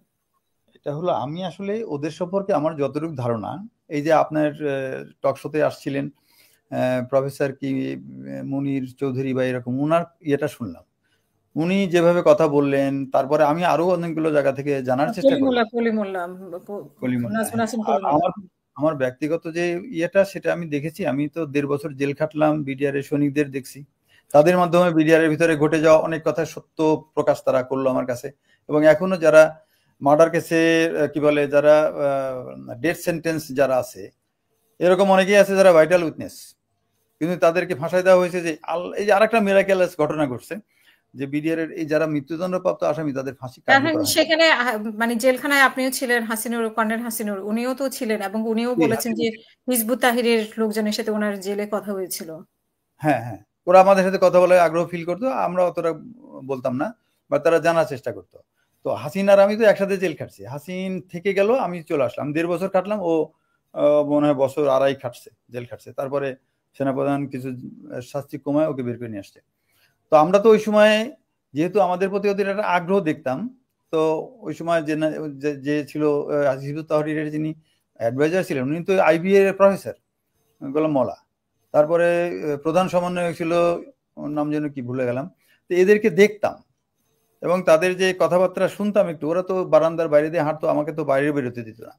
আমি যতটুকু শুনতে পারতাম, বুঝতে পারতাম যে তারা সবাই কিন্তু ওই যে মুস্তাফিজ বললো যে দেওবন্দ, একজন দেওবন্দ নাই, এই সবাই এই সমস্ত মানে পিএইচডি হোল্ডার লোকজন আছে, বাইপাস সার্জারি করা ডাক্তারও আছে, মানে হাইলি এডুকেটেড, এবং তাদের যে মানে কম্পিটেন্সি দেখছি আমি, এই যে ইউনিক, এটা কোনো পলিটিক্যাল পার্টি তাদের সাথে পাল্লা দিয়ে পারবে না, এরকম লোকজন সবাই দেখছি। তো ওইখানে ওদের যে এই পতাকা নিয়ে যে কথা, ওরা একটা পতাকা যেটা আমরা ওই যে এমনি ছবি টবিতে দেখতাম, যে একটা কালো পতাকার মধ্যে সাদা দিয়ে কালেমা লেখা এরকম, আর যে পতাকাটার কথা এখন আসতেছে গেরুয়া, আসলে গেরুয়ার যে কালারটা আর এইটা একদম হুবহু এক না, এই কালারটা হলো কমলা কালার। এবং এই কালার কি হলো না হলো আসলে কিন্তু এইটা যায় আসে না, পলিটিক্যাল পার্টির নাম কি যায় আসে না, আসল কথা হলো তার গঠনতন্ত্র এবং তাদের ইয়েটা কি, তাদের আসলে আর উদ্দেশ্যটা কি। এখন ধরেন যে গণতন্ত্র একটা রুলিং সিস্টেম, কমিউনিজম বা সোশ্যালিজম একটা রুলিং সিস্টেম, ওরা যেটা নিয়ে কথা বলে সেটাও কিন্তু রুলিং সিস্টেম বা খেলাফত। এই খেলাফত আমরা কথা বলতে পারছি না, গণতন্ত্র সমাজতন্ত্র নিয়ে কথা বলে কিন্তু সমস্যা নাই। এই খেলাফত আন্দোলনের জন্য কিন্তু অব্যাহত উপমহাদেশে খেলাফত যখন ধ্বংস হয় বা বাতিল হয়ে যায় 1924 সালে, এর আগে থেকে 18 বা 17 সাল থেকেই কিন্তু বাংলাদেশের বা ইন্ডিয়ান মুসলিমরা মৌলানা মোহাম্মদ আলী, শওকত আলী, ইভেন মহাত্মা গান্ধীও সাপোর্ট করেছে, সেটা ছিল খেলাফত আন্দোলন। তারা চেয়েছিল তোমরা কি বলে তুরস্কে তোমরা দখল করো, যাই করো, খেলাফত ধ্বংস করো না, এবং কংগ্রেস তখন সাপোর্ট করেছে। বেশি দিনের কথা না, কিন্তু তখন খেলাফত আন্দোলনের কিন্তু সমস্যা ছিল না। এখন সমস্যার অনেক রকমের কারণ হলো যে খেলাফত নিয়ে যাওয়ার ওরা যে কথা বলে, সেটা হলো কি প্রফেট মোহাম্মদ সাল্লাল্লাহু আলাইহি ওয়াসাল্লাম যে শাসন ব্যবস্থাটা কায়েম করেছিলেন, এর কন্টিনিউশনই ছিল 24 সাল পর্যন্ত। এখন এইটা আবার ফেরত আনার জন্য তারা কথা বলে, এবং তারা চায় যে এটা আল্লাহর আইন প্রতিষ্ঠা হোক। তো এই কথাগুলো বিডিআর এর সাথে ওদের সম্পর্ক কি, মানে হিজবুত তাহরীর সম্পর্কটা বলার জন্য আমি এত কথা বললাম, যে ওরা যে এই যে একটা জেনুইন একটা স্ট্যান্ডের উপরে রাজনীতি করে, সত্য কথা বলা বা আসল কথাটা বলার জন্য। বিডিআর এর ঘটনার পরে আমার মনে হয় যে 25-26 পরে মার্চের প্রথম দিকেই আমি রাস্তায় গাড়ির সাথে বা ওয়ালে কিছু লিফলেট দেখছি, যেটা একটু জাম কালারের লেখা, এবং সেখানে একদম ভারত এবং সাম্রাজ্যবাদী যে শক্তি এটা করছে এবং বিডিআর এর সেনাবাহিনীকে ধ্বংস করার জন্য করছে, এই কথা স্পষ্টভাবে তারা বলছে। আওয়ামী লীগ এখানে জড়িত, অতটুকু মনে নাই, বাট ওরা এই বিডিআর এর ঘটনাটাকে ভারতের ইনভলভমেন্টটা একদম স্পষ্ট করে বলছে প্রথম, এবং এটা আমি হাসিন আমরা পড়ছি যে এই কথাগুলো লেখা আছে, আমাদের মনে হচ্ছে এটা জেনুইন কথা, এই কথা তো কেউ বলে না। তো এই যে বিডিআর এর এই ঘটনার পরে যেভাবে ওরা আন্দোলন শুরু করেছে, যেভাবে লিফলেটিং করেছে, একটা পর্যায়ে যায় তাদেরকে নিষিদ্ধ করা হলো। তাদেরকে কিন্তু নিষিদ্ধ করার যেটা করা হয়েছে সেটা কিন্তু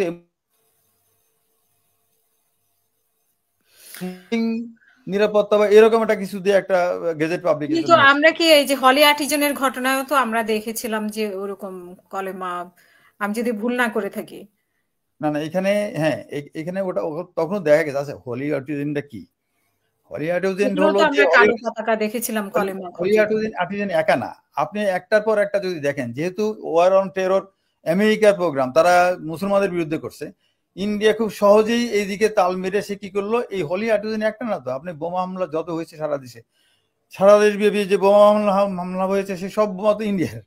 তো ভারতের স্পন্সর এই জিনিসগুলো তারা এদের দিয়ে করছে। অনেক সময় এই মোল্লা মৌলবীরা অর্থ বোঝেনি কোত্থেকে টাকা আসছে। তো এই যে হোলি আটুজনের ঘটনাও কিন্তু আমাদেরকে একদম সর্বশেষ এমন ভাবে দেখাইলো যে এই দেশটা হয়ে গেছে একদম পোরা টেরোরিস্ট একটা কান্ট্রি, এবং এইটা করার কারণেই তারা আরো শক্ত হাতে বাংলাদেশকে ধরার ব্যাপারে আমেরিকার লাইসেন্স নিয়ে নিল। মহসিন স্যার, আপনার কথার প্রেক্ষিতে একটা কোশ্চেন করি জাস্ট আলোচনাটা করার জন্য। আপনি যে জেলখানায় যাদের হিজবুত তাহরির দেখেছেন, they are the original Hizb ut Tahrir, but এটা যেহেতু বাংলাদেশের একটা নিষিদ্ধ সংগঠন, আপনি কিন্তু জানেন না কারা কারা এই সংগঠনের সাথে জড়িত। আর এই যে রিসেন্টলি যে হিজবুত তাহরির যে মিছিলটা বেরিয়েছে, আপনি কি ওই যে যাদেরকে বলেছেন উচ্চ শিক্ষিত পিএইচডি হোল্ডার, এদের কাউকে কি গ্রাউন্ডে দেখেছেন? আপনি কিন্তু গ্রাউন্ডে দেখেন নাই। এর কারণটাই হচ্ছে যে ভারত যেটা করে, এরা সবসময় ফলস ফ্ল্যাগ রিক্রুটমেন্ট, যেটা গোয়েন্দার ভাষায়, তারা প্রত্যেকটা জিনিসকে ম্যাস আপ করার জন্য একটা অল্টারনেটিভ রাখে। আমি অ্যাকচুয়ালি যখন হিজবুত তাহরিরকে মানে যখন নিষিদ্ধ করে, এরপরে বাংলাদেশে একটা ইউকে টিম আসছিল, ওই ব্রিফিং এর মধ্যে আমি ছিলাম। এটা আপনার পরবর্তী কথাবার্তা আমি বলবো। আমি যেটা বলতে চাচ্ছি যে ওই যে দেওবন্দি একটা অংশকে, সবাইকে তো মোটিভেট করতে পারে না। আমাদের মধ্যে ভালো লোক আছে, খারাপ লোক আছে, যারা মানে ইন্ডিয়ার গোয়েন্দা সংস্থা যেরকম বিডিআর এর একটা অংশকে তাদেরকে পলিউট করে তাদের মাধ্যমে এই সমস্ত দাবি বেদা নিয়ে ঢুকাইছে। একটা সেম জিনিস হিজবুত তাহরির একটা অল্টারনেটিভ করে তারা দেখে, মানে যারা মানে আমি যেটা শুনেছি, এবং এটা কিছুটা অ্যাজাম্পশন আর কিছু তথ্যের মিক্স, এই জিনিসটা আমার অ্যাজাম্পশনটা, সেটা হচ্ছে এই দেওবন্দি যারা আছে তাদেরকে মাধ্যমে আপনি কিন্তু গ্রাউন্ডে এই সিচুয়েশনে যারা কালো পতাকা দিয়েছে, এবং যখন আপনি বিডিআর এর কথা বলতেছেন তখন কিন্তু তারা এই কালো পতাকাটা কিন্তু তাদের পার্ট ছিল না। এটা রিসেন্ট ইনক্লুডেড, যেটা হলি আর্টিজানেও ছিল। এইটাই হচ্ছে ইন্ডিয়ার ইনভলভমেন্ট, যেটা আমি মনে করি। এই আলোকে যদি স্যার কিছু মানে মানে ইন্ডিয়া এখানে আবার তাদের বি টিম তৈরি করেছে, মানে এটা তো কোনো লিস্ট নাই। সো এটার মধ্যে ইনফিল্ট্রেট করেছে তার লোকজন দিয়ে এখন আনরেস্ট করার চেষ্টা করতেছে। এটাই আমি বলতে চাচ্ছি, নট দা অরিজিনাল হিজবুত। আমি জানি হিজবুত ডিটেল জানি যে তারা সবাই উচ্চ শিক্ষিত, তাদের কি এবং এই হিজবুত তাহরির কিন্তু ইংল্যান্ডে কিন্তু নিষিদ্ধ না, ইংল্যান্ডে নিষিদ্ধ, আমাদের এখানে নিষিদ্ধ। কারণ তারা বানাইছে যে হিজবুত তাহরির উলামা। এটা আমি পরবর্তীতে বলবো, মহসিন স্যারের কথা শেষ হওয়ার পর। জি, মহসিন করিম শেষ করুন। মুস্তাফিজ যেটা বলেছে সেটা ঠিক আছে। আমি হিজবুত তাহরির কিছু লোক দিয়েছি, হাফেজ সাহেব দেখছি যে কোরআনে হাফেজ সেও আছে, হিজবুত তাহরিরটা আছে। কিন্তু এইটা আসলে তো আমাদের দেশে যে ওই যে প্রফেসর গোলাম মোল্লার কথা বললাম, উনি কিন্তু পিএইচডি করতে যায় এটা নিয়ে আসছে, ইংল্যান্ড থেকে আনছে। এটা ইংল্যান্ডে এটা ব্যাপকভাবে চর্চা হয়, এবং সম্প্রতি 2024 সালে এটা নিষিদ্ধ হয়েছে ইংল্যান্ডে। কারণ তারা এই যে প্যালেস্টাইন যে ইয়েটা হলো আপরাইজিং সর্বশেষ, যেদিন ওরা প্যালেস্টাইনিরা যেদিন আক্রমণ করলো ইয়াকে, এই কি বলে ইসরায়েলকে, ওই ঘটনার পরে এরা যখন ব্যাপকভাবে ইয়ে করলো, সাপোর্ট দিয়ে দিল সম্ভবত শেষ আমি একটা ইয়েতে রাইট আপে দেখছিলাম, তখনই ইংল্যান্ডে এটা ইয়ে করছে। পৃথিবী জোড়া এই দেশ এই পার্টিটা আছে, সেই জন্য মানে শুধু বাংলাদেশের একটা পার্টিকে যেরকম আমার জামাত বা অন্যান্য পার্টিকে ইনফ্লুয়েন্স করা বা এর মধ্যে তাদের লোক ঢুকিয়ে দেওয়ার বিষয়টা, এটা যতটা সোজা সেটা হিজবুত তাহরির ক্ষেত্রে হয়তো বা না, যেহেতু আমি ওদের সম্পর্কে যতটুকু দেখতে পাইছি আর কি, এর সাথে আমার ওইরকম নাই। তো এইখানে কথা হলো যে যদি অন্য পার্টি কথা বলতে পারে তার পারবে কেন? আমরা সবসময় বলি যে কি বলে ফ্রিডম অফ স্পিচ, সেটার জন্য তারা তো এই দাবি করতেই পারে। এখানে হয়তো সরকারের কাছে যেহেতু মানে মোস্তাফিজুর রহমান বা সাকিব আলী বলেছে যে তদন্ত রিপোর্ট আসা শুরু করেছে ডক্টর ইউনূসের কাছে, হয়তো এমন কোন রিপোর্ট ছিল যার জন্য তাদেরকে ছত্রভঙ্গ করেছে। আর যেটা আপনি কমলা কালার বলতেছেন, এটা নিশ্চয়ই তাদের কোনো একটা উদ্দেশ্য আছে। কমলা কালার কেন হঠাৎ করে নিয়ে আসতে পারে? কারণ হিজবুত তাহরিরকে আমরা তো 32 নম্বরের সামনেও দেখলাম, সেখানে ওদের পতাকা সহ। এর আগেও আমরা মিছিল করতে দেখলাম, তো সেখানে কিছু হলো না। হঠাৎ করে এর কয়েকবারে তো আমরা ওদেরকে মিছিল করতে, সমাবেশ করতে দেখেছি। তো হঠাৎ করে এই মিছিলে কেন আক্রমণ হলো? সেটার নিশ্চয়ই একটা কারণ আছে। হ্যাঁ, আপনার অ্যাজাম্পশন ঠিক আছে যে এরা তো আসলে এই আগস্ট আন্দোলনের সাথে গোড়া থেকে ছিল, শিবির ছিল, সবাই ছিল, এমনি তো আর এত বড় একটা আন্দোলন হয়ে যায় নাই। তো ওদের যে ইনভলভমেন্ট সে সময় আপনিও আমিও খেয়াল করেছি যে হ্যাঁ এইরকম পতাকা তো তখনও দেখছিলাম। তো ওরা ছিল, এখন কি হইলো? হ্যাঁ, এটাও হইতে পারে যেটা আপনি বললেন। কারণ হলো কি যে এই দলটাকে তো ব্রিটেন বা আমেরিকা তারা ব্যান করে কোনো লাভ নাই। কারণ হলো যে তারা যে শাসন ব্যবস্থার কথা বলে, এটা সম্ভবত 90% মুসলিম পপুলেশন কান্ট্রিতে এরকম একটা জিনিস ঘটেও যেতে পারে, যেটা আমাদের আগস্ট আন্দোলনের মধ্যে ঘটছে। তো এরকম হলে তো বিপদ। কারণ এরকম একটা রাষ্ট্র ব্যবস্থা 1924 সাল পর্যন্ত ছিল জন্যে কোনো সুপার পাওয়ারও কিন্তু কমফোর্টেবল ছিল না। এখনো কমফোর্টেবল না। তো সেই জন্যই বাংলাদেশ সম্পর্কে তো India not at all comfortable. যেভাবে তারা সাজায় ফেলছিল সেটাকে যেভাবে একদম এলোমেলো করে দেওয়া হয়েছে, ইন্ডিয়া এটা যে কোনোভাবেই হোক, এই যে Hizb ut Tahrir maybe they are instigated by India, তারা চাচ্ছে যে আমরা তো অনেক কার্ডই খেললাম, দেখি এটাও একটা খেলে দেখি, হতে পারে এটাও। মুসাফিজ যেটা বললো যে এখানে তো কিছু লোক আছে যারা দেবন্দের ভাবাদর্শের লোক, তারা এটা করতে পারে। তো যাই হোক, এখানে আওয়ামী লীগকে নিষিদ্ধ করা বা তাদের ইলেকশনে আসতে দেওয়ার ব্যাপারে যেটা আমি অনেকের ইয়েতে শুনি, মাঝে মাঝে দেখি যে আওয়ামী লীগকে একবারে নিষিদ্ধ, তারা নির্বাচন করতে পারবে না। পৃথিবীতে কোনো ইতিহাস নাই যারা এরকম ফ্যাসিস্ট পার্টিকে দ্বিতীয়বার ক্ষমতা আসার কোনো সুযোগ রেখেছে। বাংলাদেশের সাকিব আলী হয়ে বলেছে যে বাংলাদেশে ইন্ডিয়ার একবারে সরাসরি নিয়ন্ত্রিত একটা পার্টি হলো আওয়ামী লীগ, এবং এরা সিকিমের মতো এই যে পার্লামেন্টটা ছিল, যে পার্লামেন্টের এমপিরা কেউই জেনুইনলি ইলেক্টেড না, তাদের যদি বলতো যে তোমরা একটা প্রস্তাব আনো যে আমরা ইন্ডিয়াভুক্ত হতে চাই, সিকিমে যেরকম হয়েছিল 37 জন এমপি সবাই ভোট দিয়ে দিল যে আমরা ইন্ডিয়াভুক্ত হতে চাই, তো বাংলাদেশ তো এটা কাছাকাছি ছিল। তো এই যে একটা অবস্থা থেকে ছুটে গেল বাংলাদেশ, এটা তো পাগল হয়ে গেছে, তারা মাথা হয়ে গেছে, মানে কি বলবো আর, তারা তো আর কল্পনা করতে পারে না এরকম ভাবে বাংলাদেশকে বাগে পেয়ে তারপরে ছুটে গেল। তো এই জন্যই আমাদেরকে কমফোর্টেবল তারা থাকতে যাবে না, এবং আওয়ামী লীগের ব্যাপারে আমাদের একটা হার্ডলাইনে যাওয়াটাই আমার মনে হয় যে সেফ। এদের এটা নিয়ে অত ভদ্র কথা বলার কিছু নাই যে না তাদের আসতে দিই, তারা নির্বাচন করুক, এগুলো কোনো কথাই আমাদের জন্য কোনো রকম ভালো ফল আনবে না। এটা হলো আমার মতামত। Thank you. অসংখ্য ধন্যবাদ। জি, মোস্তাফিজুর রহমান, আপনি বলছিলেন যে আপনি কিছু ইনফরমেশন, আর আমিও দেখেছি যে লন্ডন থেকে যিনি গিয়েছেন হিজবুত তাহরী, তার সাথে কিন্তু সমন্বয়কদের অনেকেরই বৈঠক হয়েছে, তারপরে ফ্রেশ সচিবের বৈঠক হয়েছে। ইভেন আমরা তো প্রথম থেকে জানতাম যে মাহফুজ আলম হিজবুত তাহরীর, এরকমও অনেক ক্ষেত্রে আমরা শুনেছিলাম। তো এই বিষয়ে আপনার কাছে শুনতে চাই। এবং শেখ হাসিনাকে যে টাইমলাইন দেওয়া হয়েছে, আমি এখানে দেখতে পাচ্ছি যে চকবাজার থানায় তাকে হাজিরা দিতে বলা হয়েছে। তো এই হাজিরা না দিলে এরপর কি? 13 জন, কোন পত্রিকায় 13 জন, কোন পত্রিকায় 15 জনের কথা উল্লেখ করা আছে। জি, আমি হিজবুত তাহরীর সম্বন্ধে যেটা বলবো, আমি অ্যাকচুয়ালি যখন হিজবুত তাহরীর নিষিদ্ধ হওয়ার পরে 2011 সালে, আমার মাসটা মনে নেই, আমাদেরকে আমি তখন ঢাকার আর্মি সিকিউরিটি ইউনিটের অধিনায়ক, তখন আমাকে ডিজিএফআই তে একটা ব্রিফিং এ অ্যাটেন্ড করতে বললো, হোল ডে ব্রিফিং। এটা হচ্ছে যে MI6 এর মানে ব্রিটেনের MI6 এর তিনজন ছিল, একজন মহিলা, দুজন পুরুষ। এর মধ্যে একজন ছিল হচ্ছে হিজবুত তাহরীর সদস্য, যে he was later converted to MI6।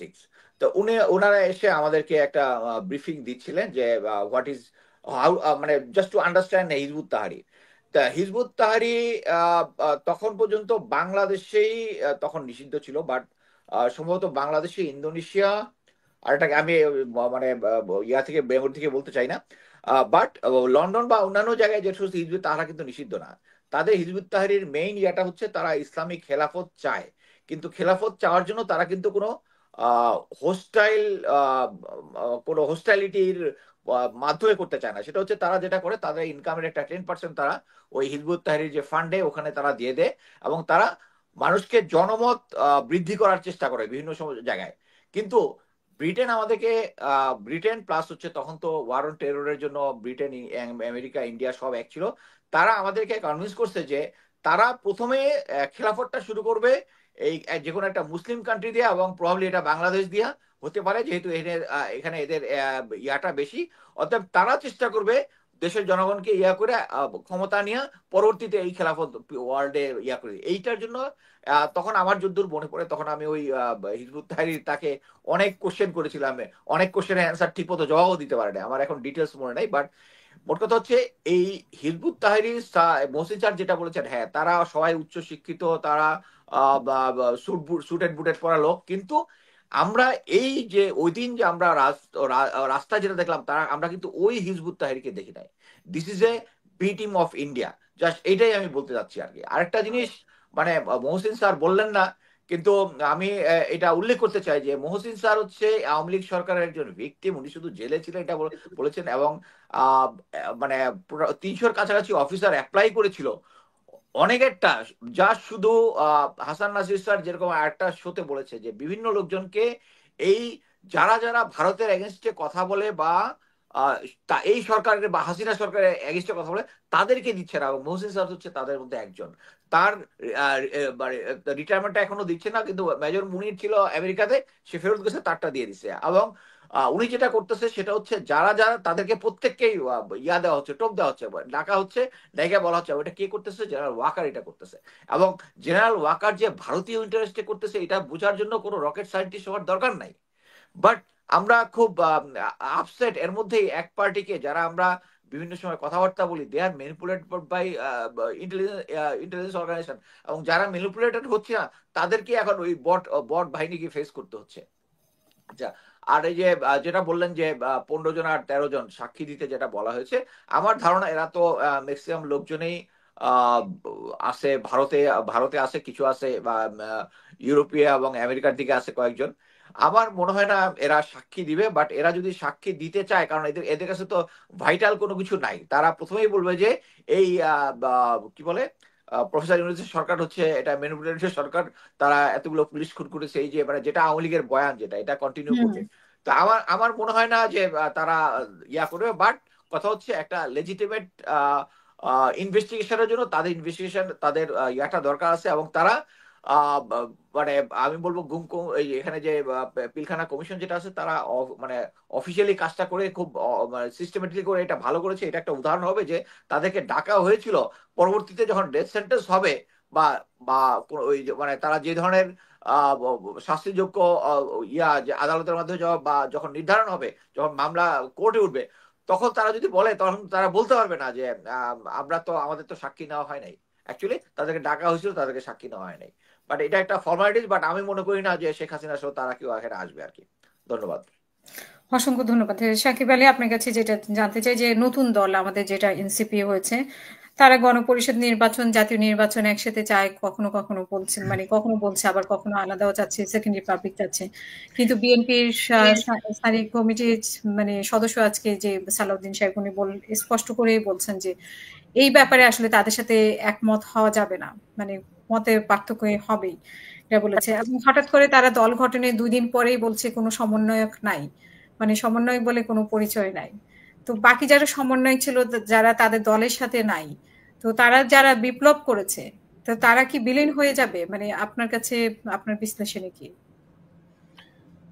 ধন্যবাদ। এখানে আমার মনে হয় যে ছাত্রদের যে বিরাট স্যাক্রিফাইস ছিল, যে যে আত্মত্যাগ ছিল, যে ছাত্ররা আত্মত্যাগ করেছে, যে ছাত্ররা প্রাণ দিয়েছে, তারা কিন্তু ক্ষমতায় যায় নাই, তারা কিন্তু ক্ষমতার চারিপাশে নাই। ঢাকা বিশ্ববিদ্যালয় থেকে তেমন কেউই মারা যায় না, কেউই বোধহয় নিহত হয়নি। নিহত হয়েছে যারা সেখান থেকে কোনো প্রতিনিধি নাই। এই ব্যাপারে রাজশাহী বিশ্ববিদ্যালয়ে কয়েকদিন আগে কিছু একটা বোধহয় গ্রুপিং দাঁড়িয়েছে, এবং তারা বোধহয় 3-4 ঘন্টা ধরে ওখানকার ট্রেন আটকে রেখেছিল। তাদেরকে আবার এখন বোধহয় আমি জানি না, তাদের আর কথা শুনছি না। কিন্তু তারা যেটা বলেছিল সেটা হচ্ছে যে ঢাকা বিশ্ববিদ্যালয়ের পাশাপাশি চট্টগ্রাম বিশ্ববিদ্যালয়, রাজশাহী বিশ্ববিদ্যালয়, জাহাঙ্গীরনগর বিশ্ববিদ্যালয় এবং অন্যান্য প্রাইভেট বিশ্ববিদ্যালয়, তাদেরও কিন্তু প্রতিনিধিত্ব থাকতে হবে। এই প্রতিনিধিত্ব না থাকার ফলে যে একটা সংকীর্ণ প্রতিনিধিত্ব, একটা নেতৃত্ব আমার মনে হয়েছে, এবং সেটার আমরা এক ধরনের দেখবেন যে এদের মধ্যে কিন্তু আদর্শ নিয়ে কারো কোনো কথা নাই, কে কোন পজিশন পাবে সেটা নিয়ে কথা আছে, কিন্তু আসলে অর্থনৈতিক পলিসি কি হবে, অথবা আমাদের পলিটিক্যাল অন্যান্য পলিসি কি হবে, অথবা ধরেন ব্যুরোক্রেসি নিয়ে পলিসি কি হবে, কি করব না করব, সেই সরকার কি করছে সেগুলো নিয়ে কোনো কথা নাই, সরকার যে এই যে আহতদের কাজ করতে পারছে না সেগুলো নিয়ে কোনো কথা নাই, ওটা খালি মুখে একটা কথা বলে দেয়, বাকিটা কিছু নাই। ফলে হয়েছে কি, আমার মনে হয় নেতৃত্ব যেখান থেকে যে আপোষহীনতার যুদ্ধ করেছিল ছাত্ররা এবং জনতা, সেটা যেহেতু তারা রিফ্লেক্ট করতে পারছে না, সেটা যেহেতু প্রতিফলন তাদের মধ্যে হচ্ছে না, আমরা যেটা দেখতে পাচ্ছি আসলে, আমি এখানে অত্যন্ত দুঃখিত। আমি কিন্তু এখন পর্যন্ত, আমরা তো বিপ্লবের পক্ষেই ছিলাম, শেখ হাসিনার বিপক্ষে যেহেতু ছিলাম, স্বৈরতন্ত্রের বিপক্ষে ছিলাম, আওয়ামী লীগের নিষিদ্ধ চাই, তাহলে আমরা আর কোথায় যাব? আমরা তো এই বিপ্লবের পক্ষেরই মানুষ। কিন্তু আমি দেখতে পাচ্ছি যে এখানে যারা নেতৃত্বে আছে, তারা যে এক এক দিন এক এক রকম কথা বলছে না, এক একজন এক এক রকম কথা বলছে, নানান রকম কথা চেঞ্জ হচ্ছে। কবে তারা কি রাজনীতি করবে সেই ব্যাপারে একটা ক্লিয়ার তাদের বক্তব্য পাওয়া যায় না, ক্লিয়ার পজিশন পাওয়া যায় না, কনসিস্টেন্ট পজিশন পাওয়া যায় না, এবং এটার আমার এক ধরনের মনে হচ্ছে যে তাদের মধ্যে, তারা তো গণ অধিকার পরিষদ থেকে আসছে, তো আমি একদম একদম ক্লিয়ার করে বলি, কারণ দেশের জন্য, জনগণের জন্য কিন্তু এটা খুব দরকার আছে। আমি সরি, এটা আমি বলতেছি, কিন্তু এটা আমার চোখে পড়ে, আমি হয়তো ভুল হইতে পারি, কিন্তু আমার কাছে মনে হয় হ্যাঁ, যে নানি ছিল, তারপরে অনেকেই ছিল। এদের মধ্যে এক ধরনের পলিটিক্যাল অপরচুনিজমের টেন্ডেন্সি আছে।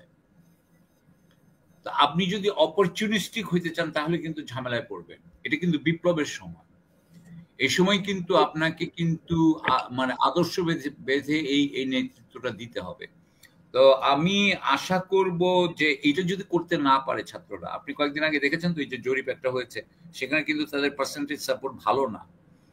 সুতরাং তারাও নিজেরাও জানে যে তাদের কিন্তু জনপ্রিয়তা বেশি নাই। এবং আমি বারবার বলেছি যে বাংলাদেশের সরকারের, অন্তর্বর্তীকালীন সরকারের যে সমস্ত ব্যর্থতা জনগণ যেটা পে করছে, যেটা সাফার করছে, সেটাও কিন্তু তারা চাপিয়ে দিবে অনেকটা এই ছাত্রদের উপরে। সুতরাং আমি বলতে চাচ্ছি যে ছাত্রদের যে এনসিপি আছে, এটার আমি মানে ওরা যদি ড্রাস্টিক কিছু পরিবর্তন না করে, বরং ওদের এখন যেটা করা উচিত সেটা হচ্ছে যে আমি মনে করবো ওদেরকে আমি অ্যাডভাইস করবো, যদি আমার অ্যাডভাইসের কোনো দাম নাই, যে এটাকে ব্রড বেসড করুক, নেতৃত্বটাকে ব্রড বেসড করুক, আদর্শের দিকে যাক, বিপ্লবের দিকে যাক, এবং যে এই ইউনূসের সরকারকে সবসময় আরেকটা রিবিল্ড করা হোক। তারা এটার নেই, কন্ট্রোল নেই, এটা তো কেউ কারো কন্ট্রোলে নাই। হাসিনার অ্যাপারেটাসকে ডিসমেন্টল করা হোক। আমি যেটা বারবার বলছি, এই সমস্ত ব্যাপারে আপোষ করে কোনো মতে কিছু হবে না। এবং ওনাদেরকে তাদের যেটা ফাইন্যান্সিয়াল বিষয় নিয়ে তো অনেক বড় প্রশ্ন সবারই, আবার ফাইন্যান্সিয়াল বিষয় নিয়ে টাকা পয়সা কোথা থেকে আসে, অনুদান কোথা থেকে, এগুলো নিয়ে তো অনেক বেশি কথা। তারাও কিছু কিছু বলার চেষ্টা করে, যেটা আমি আবারও বলবো যে প্রতিটা আমরা তো বোধহয় গতবারও আপনার অনুষ্ঠানে এটা নিয়ে আলাপ করেছিলাম, ফান্ডের ব্যাপার নিয়ে আমরা আলাপ করেছি। হ্যাঁ, আমরা তখনও পলিটিক্যাল পার্টির ফান্ডিং, আপনি খালি ওদের টাকার পয়সা নেওয়ার কথা বলতেছেন, আপনি বিএনপিটা বলেন না কেন? হ্যাঁ, বিএনপি প্রতিদিনই নিচ্ছে, প্রতিদিনে বহিষ্কার হচ্ছে, সেটা আমরা দেখতে পাচ্ছি। সবাই নিচ্ছে। তো তারপরে সমন্বয়কদের যে না করা হয়েছে, বা সমন্বয়ক পরিচয়ে তো অনেকে আবার এটা অনেক কিছু করছে, অনেক কিছু হয়েছে। এগুলোর জন্যই তো তারা জনপ্রিয়তা হারিয়েছে। এই জন্য যারা শহীদ হয়েছে তাদের পরিবার কি এগুলো চেয়েছিল? শহীদের পরিবার কিন্তু মানে সারা জীবনে এই যাবে না, তাদের কষ্ট যাবে না। সো আমি মনে করি যে ছাত্রদের, এনসিপির এবং ছাত্রদের অন্যান্য সংগঠনের খুবই আর্জেন্টলি কিছু যদি তারা কারেক্টিভ স্টেপ না নেয়, একদিক দিয়ে আমি আবারও বলবো যে শত্রুর বা বহির্দিক থেকে আমরা ঝুঁকির মুখে, অভ্যন্তরীণ দিক থেকে আমরা ঝুঁকির মুখে, আমাদের কোনো কিছুই আসলে শক্তভাবে দাঁড়ায় নাই। হ্যাঁ, ডক্টর ইউনূস আছেন, ডক্টর ইউনূস জাতিসংঘের মধ্যে ঢুকিয়েছেন, কিন্তু এখনো আমাদের মনে রাখতে হবে যে অর্থনৈতিকভাবে আমরা কিন্তু পাই নাই। IMF কিন্তু তার লাস্ট ট্রান্স কিন্তু বন্ধ করে দিয়েছে। এটা দিয়ে কিন্তু একটা জিনিস বোঝা যাচ্ছে, আমাদের উপরে টাকা পয়সা ঠিকমতো আসবে কিনা আমরা কিন্তু শিওর না। এখন পর্যন্ত আমরা শুনি নাই যে আন্তর্জাতিকভাবে আমাদের অনেক টাকা পয়সা আসছে। আমরা এখনো কিন্তু রেমিটেন্সের উপরেই আছি। কয়েকদিন আগে শুনলাম যে বাংলাদেশ ব্যাংকের গভর্নর বসুন্ধরার সাথে মিটিং করতেছে, বা বসুন্ধরা রিপ্রেজেন্টেটিভের সাথে মিটিং করছে, তাদের আপনার খেলাপি ঋণগুলোকে রিস্কেজুয়াল করা হচ্ছে। সো আমি জানি না যে, এবং আপনি তো জানেন যে সবাই বলছে এখন বসুন্ধরা সবাইকেই টাকা দেয়, তো কেউই তো বসুন্ধরার আর করে না। বসুন্ধরা বলতে খালি বসুন্ধরা বোঝানো হচ্ছে না, সেখানে অলিগার্কি কেউ বোঝানো হচ্ছে। এই যদি অলিগার্কি থাকে, আমাদের দেশের তো কোনো অর্থনৈতিক যে আপনার ভাগ্য পরিবর্তন হবে না। সো আমাদের আপনি নিশ্চয়ই দেখেছেন যে এই যে মামলাগুলোর কিন্তু কিছু হচ্ছে না, বিশেষ করে মুনিয়া হত্যা মামলা বা বসুন্ধরা যে অভিযোগগুলো হচ্ছে, কোনো আলোচনাই নাই। না কেউ কোনো আলোচনাই নাই, এবং আসলে অন্যান্য অলিগারদের ব্যাপারেও কোনো আলোচনা নাই। না, অন্যান্য অলিগারদের ব্যাপারেও নাই, কারো আলোচনাই নাই। এমনকি আসলে তো এই যে মুস্তাফিজ যেটা বলে যে আকবর চলে গেল বা চলে গেল, সেনাপ্রধানের বিরুদ্ধে যেগুলো যায় সেগুলোও কখনো আমাদের খবরের কাগজে উঠে না। আমাদের খবরের কাগজ বা টিভিতে তো অনেক কিছুই উঠে এখন। এটা এখনো পুরোপুরি নিয়ন্ত্রণে, তারা নিজেরা সেলফ বোধহয় সেন্সরশিপ করে, অথবা NSI DGF এর বিরুদ্ধে কোনো কথা বলে না। হ্যাঁ, আর্মির ভিতরে যে এগুলো নিয়ে কোনো কথা বলে না। সো এটা আমরা সবাই জানি। মানে আগে যেভাবে কন্ট্রোল হতো কোনো একটা জায়গা থেকে, এখনো কোনো একটা জায়গা থেকে কন্ট্রোল হচ্ছে, কিছু নিউজ আসবে, কিছু নিউজ আসবে না। এবং এই সরকারের এই যে আপনি যে বললেন সমন্বয়কদের, আপনি যে বলছেন যদি অর্থনৈতিক কর্মকাণ্ড থেকে থাকে, হ্যাঁ, সেগুলোও কিন্তু আসে না। সেগুলো কিন্তু আমাদের এই সামাজিক মাধ্যমেই খালি কথা বলা হয়, এগুলোও কিন্তু টিভিতে আসবে না বা খবর কাগজে আসে না সাধারণত। So that's how it is. জি, অসংখ্য ধন্যবাদ আপনাকে। আমি একজন মোসালেন্ট করে আপনার মেজর মহসিনুল করিম, আপনার কাছে যাওয়ার আগে আমি যদি একজন দর্শক নেই, আপনি যদি কিছু মনে না করেন, তারপরে আসছি। জি, মনির, আপনার প্রশ্ন বা মতামত। অনেকক্ষণ থেকে দেখছি যে আপনারা আছেন 2-3 জন। জি, মনির, শুনতে পাচ্ছেন আমাকে? জি, আমি আমি জাস্ট একটু একটু ইয়ে করবো, শেয়ার করবো আর কি একটা ব্যাপার। সেটা হলো যে দেখেন, ইন্ডিয়া কিন্তু আমরা যদিও বলে থাকি যে ইন্ডিয়া তছনছ হয়ে গেছে 5ই আগস্টের পরে, হ্যাঁ শুরুতে তছনছ ছিল, কিন্তু এখন কিন্তু আবার তারা আবার মানে কি বলে রিস্টোর হওয়ার পথে। কিরকম দেখেন, আমাদের দেশে এই যত রকমের ঝামেলা এগুলো হচ্ছে, এগুলো সবই কিন্তু ইন্ডিয়ান ইন্ধনে হচ্ছে। এগুলো হচ্ছে এখন কিন্তু এই যে টক শো গুলাতে বা আপনারা আমরা আলোচনা করছি পেপার পত্রিকায় মিডিয়াতে, সবগুলো কিন্তু হওয়ার কথা ছিল সামনে যে ইলেকশন হবে তার আগে। যে এই যে সংস্কার কমিশনের যে এরা যে আপনার সংস্কারের যে ড্রাফট গুলো যে সাবমিট করছে, এই নিয়ে আলোচনা করার কথা ছিল আমাদের এবং এই তবিরে আমরা একটা নতুন একটা সরকার গঠনের দিকে, একটা ভালো একটা সরকার গঠন বা একটা রাষ্ট্র গঠনের মেরামতের বা গঠনের দিকে আমরা যাইতাম, কিন্তু সেই কাজগুলো হচ্ছে না। ইন্ডিয়া আমাদেরকে ব্যর্থ রাখতেছে এই সমস্ত কি হিজবুত তাহরির, তারপরে আপনার ওই যে কি বলে এই যে কালকে একটা র্যাপের ঘটনা, মেয়েকে একটা র্যাপ করা হলো, তারপরে আরো কত ঘটনা ঘটতেছে। হ্যাঁ, এগুলো কিন্তু প্রত্যেকটার পিছনে কিন্তু ইন্ডিয়া জড়িত। মানে ইন্ডিয়া চাইতেছে আমাদেরকে অন্যদিকে আমাদেরকে ব্যস্ত রাখার জন্য। আর এই আস্তে আস্তে হবে কি, এভাবে ব্যস্ত থাকতে থাকতে একসময় আমাদের ইলেকশনটা এসে যাবে, তারপর ইলেকশনটা হয়ে যাবে, এই ওদের মতোই ঠিকই দেশটা আবার ফর্ম হবে। আমরা আসলে মনে হয় না নিষ্কৃতি পাবো আর কি। এটা আমার একটা আক্ষেপ এবং আমার একটা অবজারভেশন। অসংখ্য ধন্যবাদ মনির ভাই আমাদের সাথে যুক্ত হওয়ার জন্য। আমাদের সাথে আর একজন দর্শক নিয়ে আমরা আজকে দর্শক শেষ করব, দর্শক পর্ব। সোহেল মজুমদার, ইতালি থেকে। জি, আপনি সেদিন কথা বলার সময় আপনার লাইনটা কেটে গিয়েছিল। আপনি জিজ্ঞেস করেছেন আমি ইউকেতে থাকি কিনা। আমি ইউকেতে থাকি। জি, আসসালামু আলাইকুম। 1 মিনিট যদি সময়, 1 মিনিটই সময় নেবেন প্লিজ। ধন্যবাদ হাসিনা আপু আমাকে সংযুক্ত করার জন্য এবং সবাইকে শুভেচ্ছা। আমি বিজ্ঞজনের কাছ থেকে জানতে চাই, অলরেডি জাতীয় সংঘের যে রিপোর্ট এসেছে সেই রিপোর্টের ভিত্তিতে কোনোভাবেই লেজিসলেটিভলি সেনাপ্রধান তার এই পদে থাকতে পারেন না। তা আমাদের মানুষের করের টাকায় তার কাছে আমরা যে অস্ত্র কিনে রেখেছি সেই অস্ত্র আমাদেরকে কি উনি দেখাচ্ছেন? একটা বিষয়। আরেকটা বিষয় হচ্ছে, আমাদের বিজ্ঞজনেরা সবসময় আমাদের হুমকিটাকে দেখে ভারত ভারত ভারত। আমি মনে করি না, আমাদের সবচেয়ে বড় হুমকিটা হচ্ছে আমাদের হিপোক্রেসি এবং আমাদের এই যে ল্যাক অফ জবাবদিহিতা। আমাদের যে জবাবদিহিতা, এই জবাবদিহিতা এবং আমাদের দুর্নীতি, এই জিনিসগুলো হচ্ছে আমাদের সবচেয়ে, আমাদের রাষ্ট্র বিনির্মাণে আমরা এখনো কিন্তু রাষ্ট্র বানাতে পারিনি। 53 বছর চলে গেছে, রাষ্ট্র কিন্তু এখনো হয়নি। নাগরিক কিন্তু এখনো তার নাগরিক অধিকার ভোগ করতে পারেনি। যদি পারতো তাহলে অজ্ঞাতনামা লাশ থাকতো না বাংলাদেশে, আর বাংলাদেশ থেকে বিলিয়ন বিলিয়ন ডলার চুরি করে পার পেয়ে যেতে পারতো না।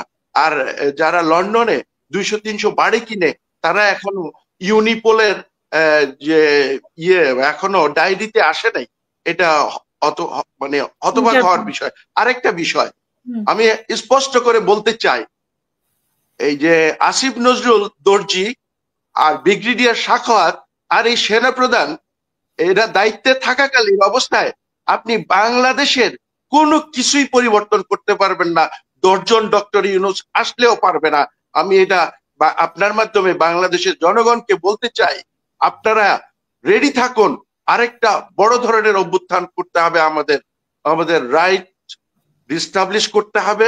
আমাদের দুর্নীতিকে একেবারে মানে চির নির্মূল করার জন্য অ্যালগরিদম দরকার, জাতি গঠনের জন্য অ্যালগরিদম দরকার, যেখানে দুর্নীতিবাজরাই হচ্ছে দেশদ্রোহী এবং দুর্নীতিবাজদের কারণেই ফ্যাসিস্টদের উর্বর ক্ষেত্র তৈরি হতে সাহায্য করে, যেখানে কাল্টিভেট হয় সব দল মত ধর্ম বর্ণ নির্বিশেষে ডেমোক্রেসি বা যে কোনো ফোবিয়া আসুক না কেন, কাউকেই আপনি প্রতিরোধ করতে পারবেন না যতক্ষণ না দুর্নীতিকে আপনি প্রতিরোধ জিরোতে না আনতে পারছেন।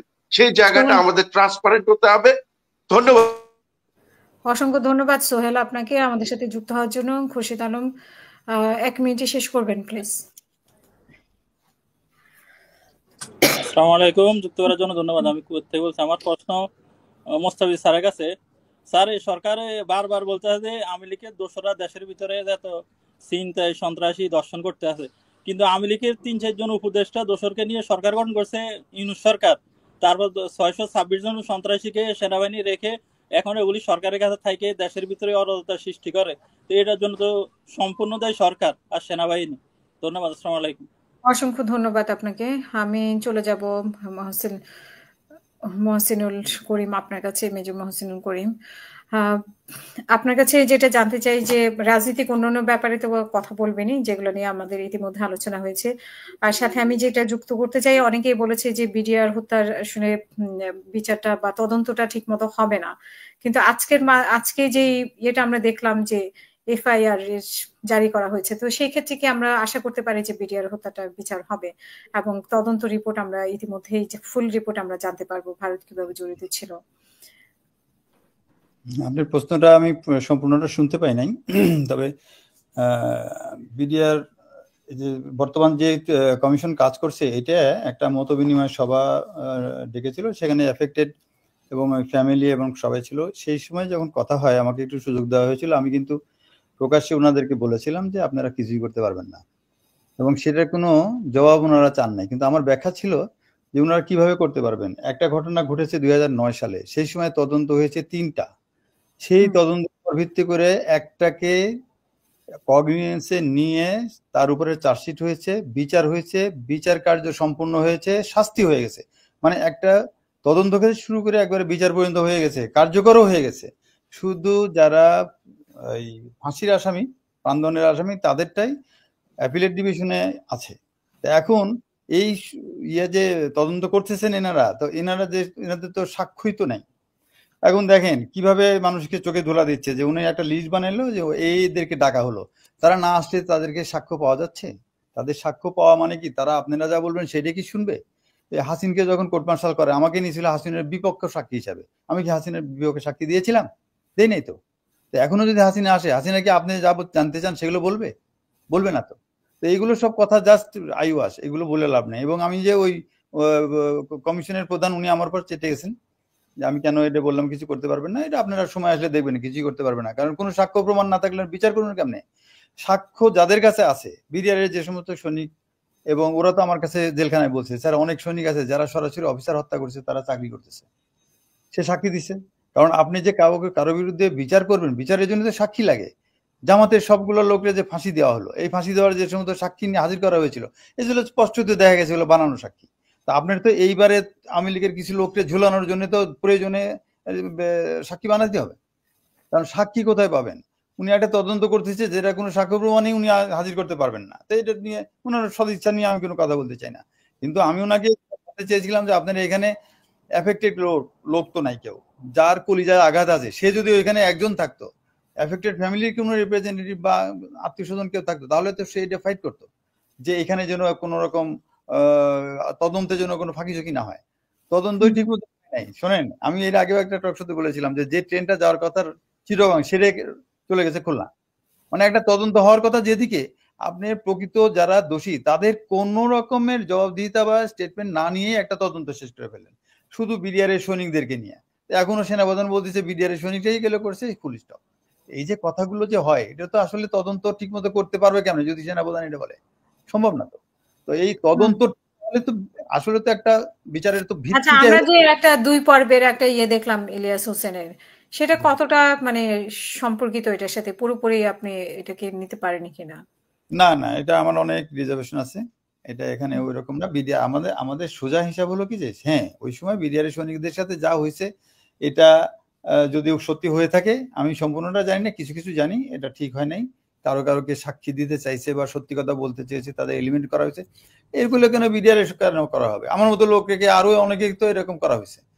সাক্ষী যাদের ভ্যালু আছে, দেখেন ঘটনা ঘটবে, একটা পেট্রোল পাম্পের মালিক জানতো এবং শাকিল স্যারকে ফোন করে বলছিল যে আগামীকাল আপনি দরবারে যান না, আপনাকে হত্যা করা হবে। ও কই পেলে কথা? এত বড় একটা ঘটনা আপনি কি মনে করেন যে সম্পূর্ণ গোপন রেখে করা সম্ভব? কোনো না কোনো ভাবে কোথাও না কোথাও লিক হয়েছে, কিন্তু তারপরেও আমাদের গোয়েন্দা বাহিনীরা এগুলোকে খুব সযত্নে গোপন করে রেখে ঘটনা ঘটাইছে। এবং সরকার এমন ভাবে ভিতরে কাউকে ঢুকতে দেয় নাই যাতে ভিতরে যারা এই সমস্ত অপকর্ম করতেছে প্রথম দিনে তাদের জন্য ক্ষতি না হয়, কারণ তারা তো বাইরের লোক। বরেবারের যুদ্ধে একটা ডেড বডিও যদি আমরা আমাদের কাছে না থাকতো, ইন্ডিয়া তো জোর গলায় বলতো যে আমরা বাংলাদেশে ঢুকেই নাই।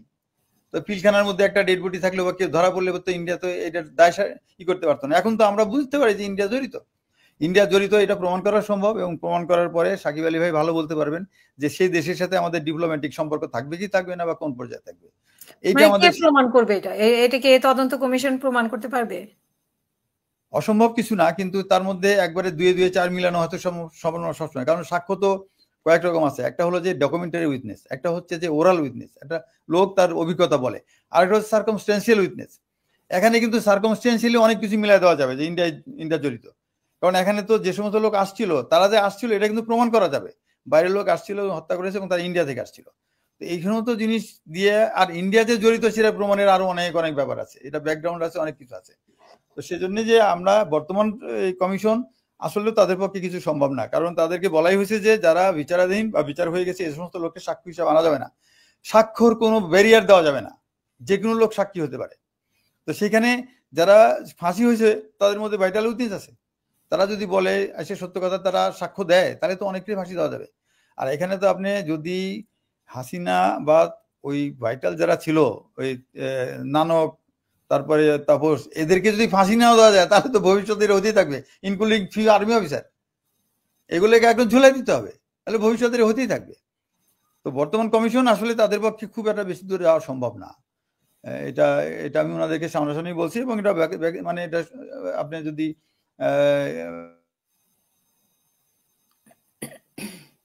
যেখানে ডেলিবারেটলি সাক্ষ্য ধ্বংস করা হয়েছে, আপনি কয়টা সাক্ষ্য নেবেন? মুস্তাফিজ কিছু বলবে, এ বলবে, সে বলবে, এটা দিয়ে কিন্তু আমরা দাঁড় করাতে পারবো। কিন্তু একজন লোককে ইনক্রিমিনেট করে তার বিরুদ্ধে চার্জ এনে তারা প্রমাণ করে তারা শাস্তি দিতে হবে, এটা কিন্তু এত সোজা না। এটা আওয়ামী লীগ করছে আমাদের লোকজনের সাথে, এখানে এটা এইভাবে হলেও করতে হবে। এভাবে না করলে এই দেশ কিন্তু আবার পরাধীন হবে। এই ভারত ছিল, আমাদের পিছনে লাগা ছিল, থাকবে এবং ভবিষ্যতে থাকবে, আছে, বর্তমানেও আছে। তো যে একটা দেশ, এত বড় একটা দেশ, চারপাশ দিয়ে ঘেরা আমাদের, তারা সব দিক থেকে আমাদের থেকে সুপিরিয়র। তারা এই জন্যই কি, এইসব কারণেই কি তারা তাড়াতাড়ি নির্বাচন চায়, তাদের পছন্দের একটা সরকার চায়, যাতে অবশ্যই সেটা তো প্রথমে আমি বললাম যে এই সমস্ত কারণ তারা চাচ্ছে যে আওয়ামী লীগকে যদি ফেরত আনা যায় বেস্ট, না হলে বিএনপি কে সাইজ করতেছে করে তারা এমনভাবে নিয়ে আসছে, বিএনপি ডু দি সেম। আর এখানে ওনারা বোঝে, রাজনীতিবিদরা, যে ভারতের সাথে না চললে চলা যাবে না।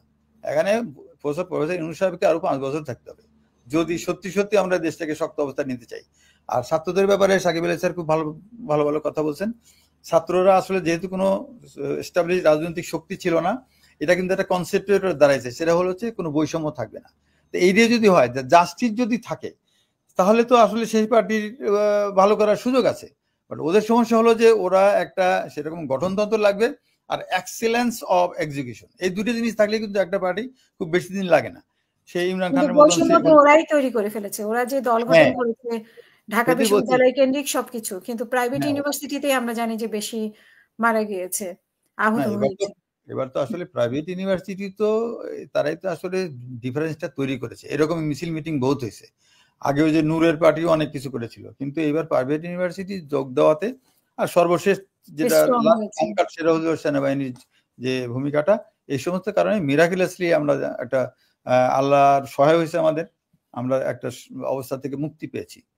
তো এই মুক্তি পাওয়ার অবস্থা থেকে যদি আমরা আবার পিছনের দিকে যেতে থাকি, তাহলে এই জাতির দুর্ভাগ্য কেউ ঠেকাতে পারবে না।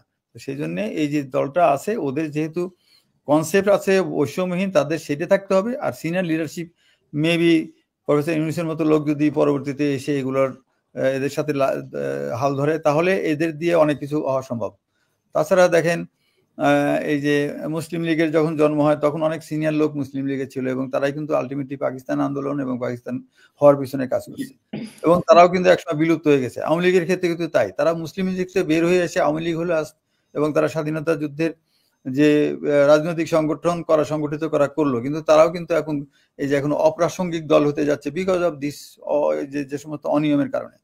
আজকে ছাত্ররা যেটা করেছে, তাদের যে জনপ্রিয়তা এবং সবাই তাদেরকে চেনে, তারা যদি একটা সিনিয়র লিডারশিপ তাদের অ্যাডভাইজারি রোলে এসে সুন্দর করে একটা গঠনতন্ত্র এবং সেটা যদি খুব ভালোভাবে এক্সিকিউট করতে পারে, তাহলে কিন্তু এদেরও ব্যাপক সম্ভাবনা আছে। Young generation, they are not less than anyone, এবং এই অবস্থাতে যদি তারা ঠিকমতো অর্গানাইজ হতে পারে তাদের ভালো একটা সম্ভাবনা আছে, কারণ এরাই আগামী 10-15 বছর বা 20 বছর যদি এটা ধরে রাখতে পারে তাহলে হয়তো তারাই আমাদের দেশের ভাগ্য নির্ধারণ করবে। It's not bad. এবং এখানে লিডারশিপের ব্যাপারে দেখেন, সব জায়গায় আপনি সিঙ্গাপুরের দিকে তাকান, মালয়েশিয়ার দিকে তাকান, সব জায়গায় কিন্তু একজন মানুষের দরকার, লিডার দরকার, সেইটার ঘাটতি আছে এখানে। আমি তাদের জন্য দোয়া করি যে এদের কারণেই আমরা আজকে এই যে কথা বলতে পারছি, মানে যে কত একটা রিলিফ। 15 বছর যে কি অবস্থায় ছিলাম আমার চোখে পানি এসে যায়, যে একটা মুহূর্ত কি ছিল যে আমি নিজেকে খুব মুক্ত ভাবতে পারতাম, 1 সেকেন্ডও না। কিন্তু এই ঘটনার সাথে সাথেই এখন রিলিফ। আমার চাকরিতে আমার কি হবে না হবে আই ডোন্ট কেয়ার, আমার চাকরি ওরা রেগুলার হয়তো করবে না, I don't care about all those thing, কিন্তু আমি তো এখন স্বাধীন। 15 বছর যে বন্দির অবস্থার মধ্যে ছিলেন, মানে নজরবন্দি বা ঘরবন্দি, সেই অবস্থায় এখন আর নেই। না, সেই অবস্থা নাই, কিন্তু সেই অবস্থায় তো ভয় তো আছে, কারণ ভারত তো ছিল, আছে এবং থাকবে, এই ভয় তো আছেই। কিন্তু তারপরেও তো সামান্য একটু নিঃশ্বাস ফেলার তো সুযোগ হয়েছে, বা কথা বলতে পারতেছেন। জি, অসংখ্য ধন্যবাদ। লেফটেন্যান্ট কর্নেল মোস্তাফিজুর রহমান, কিছু বলবেন আর? মাইক্রোফোনটা মিউট করা আপনার। আমার এটাই বলতে চাচ্ছি, আমি অ্যাকচুয়ালি মহসিন স্যারের কথাটা ইকো করবো, যে বর্তমানে যে ছাত্র রাজনীতি যেটা তারা নতুন দল করেছে, আমি এটা শুভাকাঙ্ক্ষী, but at the same time আমার কাছে যেটা মনে হচ্ছে তাদের ভিতরে যে দ্বন্দ্বটা খুব প্রকটভাবে, হয়তোবা এখন সোশ্যাল মিডিয়ার কারণে নর্মালি একটা দল গঠন করতে হলে একটু ইন্টারনাল পলিটিক্স থাকবে, বাট তাদের মধ্যে এটা মনে হচ্ছে একটু বেশি মনে হচ্ছে হয়তোবা সোশ্যাল মিডিয়ার কারণে।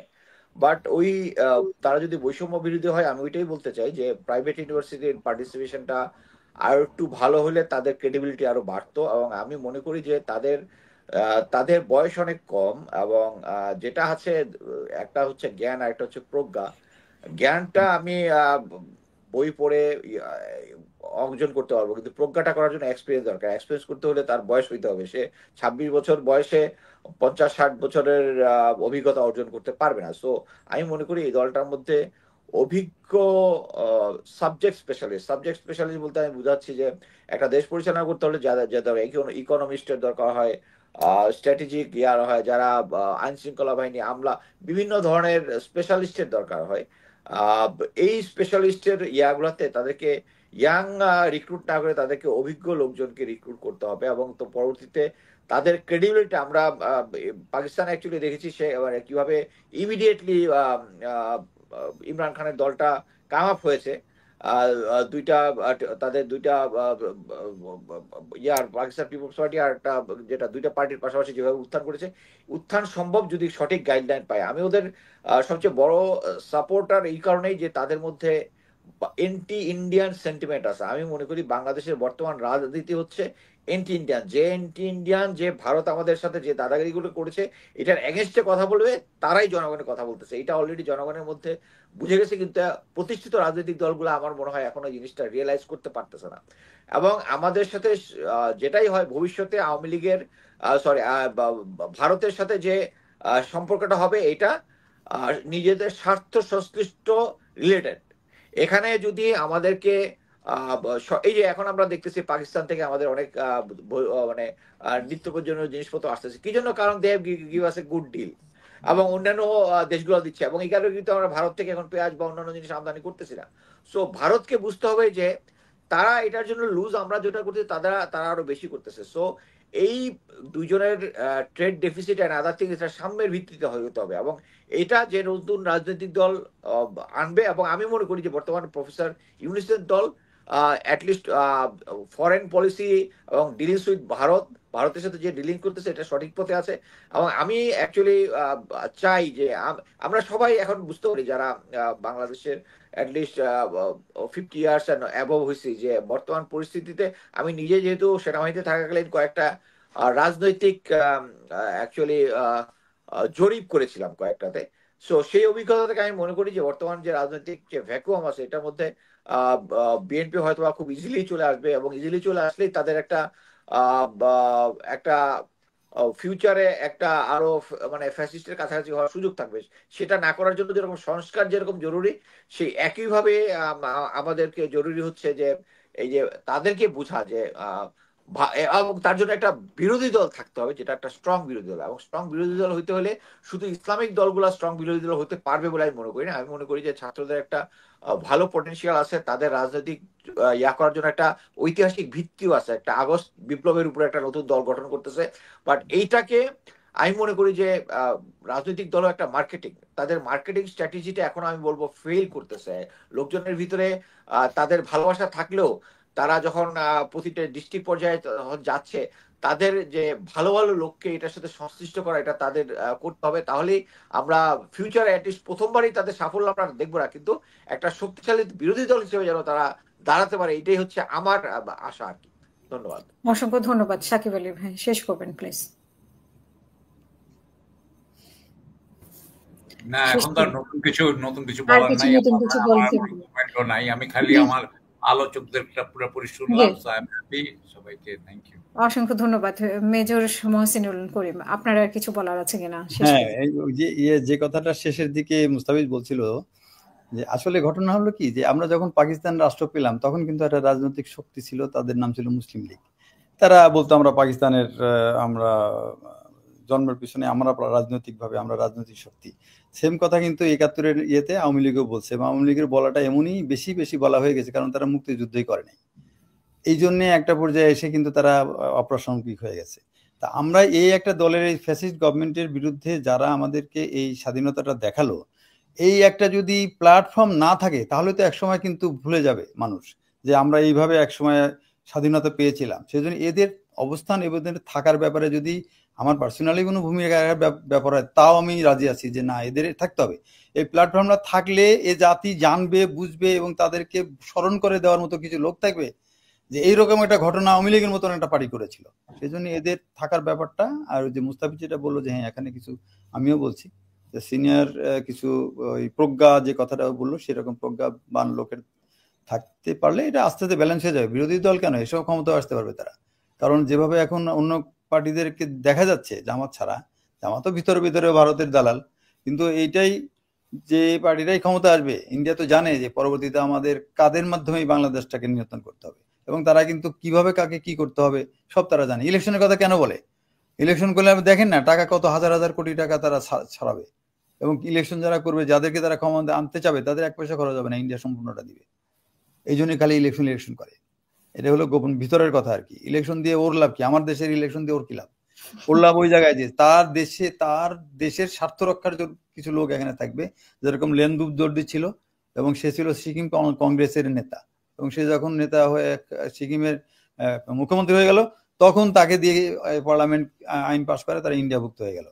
তো তারা তো এইরকম লেন্দুব দর্জি চায় বাংলাদেশে, ওই রকম পার্লামেন্টারিয়ান চায়, এবং সেই জন্য তারা জানে যে এখন একটা ফ্লুইড কন্ডিশন আছে। অনেকেই আছে যারা হয়তো নির্বাচিত হয়ে আসতে পারবে না, কিন্তু আসতে পারলে আমাদের পক্ষে কাজ করবে, গিভ দেম মানি। এই জন্যই তারা নির্বাচন করো, এবং নতুন একটা লোক ক্ষমতায় আসুক। তারপরে কথাটার একটা পূর্বাভাস তাদের সেনাপ্রধানকে দিয়ে দিল যে নর্মাল রিলেশনশিপ হবে না যতদিন রাজনৈতিক গভর্নমেন্ট হবে না। পৃথিবীতে বহুত দেশ আছে রাজনৈতিক গভর্নমেন্ট নাই, একটা কি বলে ফ্যাসিস্ট গভর্নমেন্ট, তারপরে তাদের রিলেশনশিপ আছে। দেখেন কিউবার মতো দেশ আমেরিকার উপর টক্কর দিয়ে তারা টিকে আছে।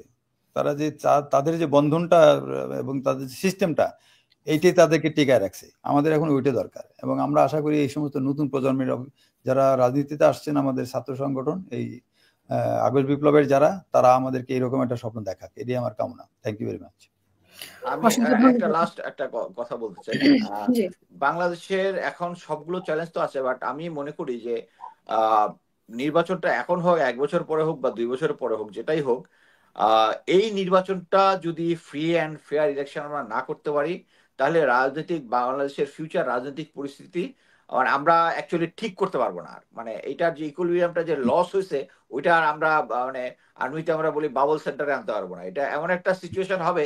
সো এখন আমাদের উচিত যে কোনো সিচুয়েশনে যে আগামী নির্বাচনটা যেন ফ্রি অ্যান্ড ফেয়ার ইলেকশন হয়, এটা এনশিওর করা। এবং আমি মনে করি জেনারেল ওয়াকার যদি ক্ষমতায় থাকে, তখন যদি হয়, তখন ফ্রি অ্যান্ড ফেয়ার ইলেকশন হওয়ার চান্সটা।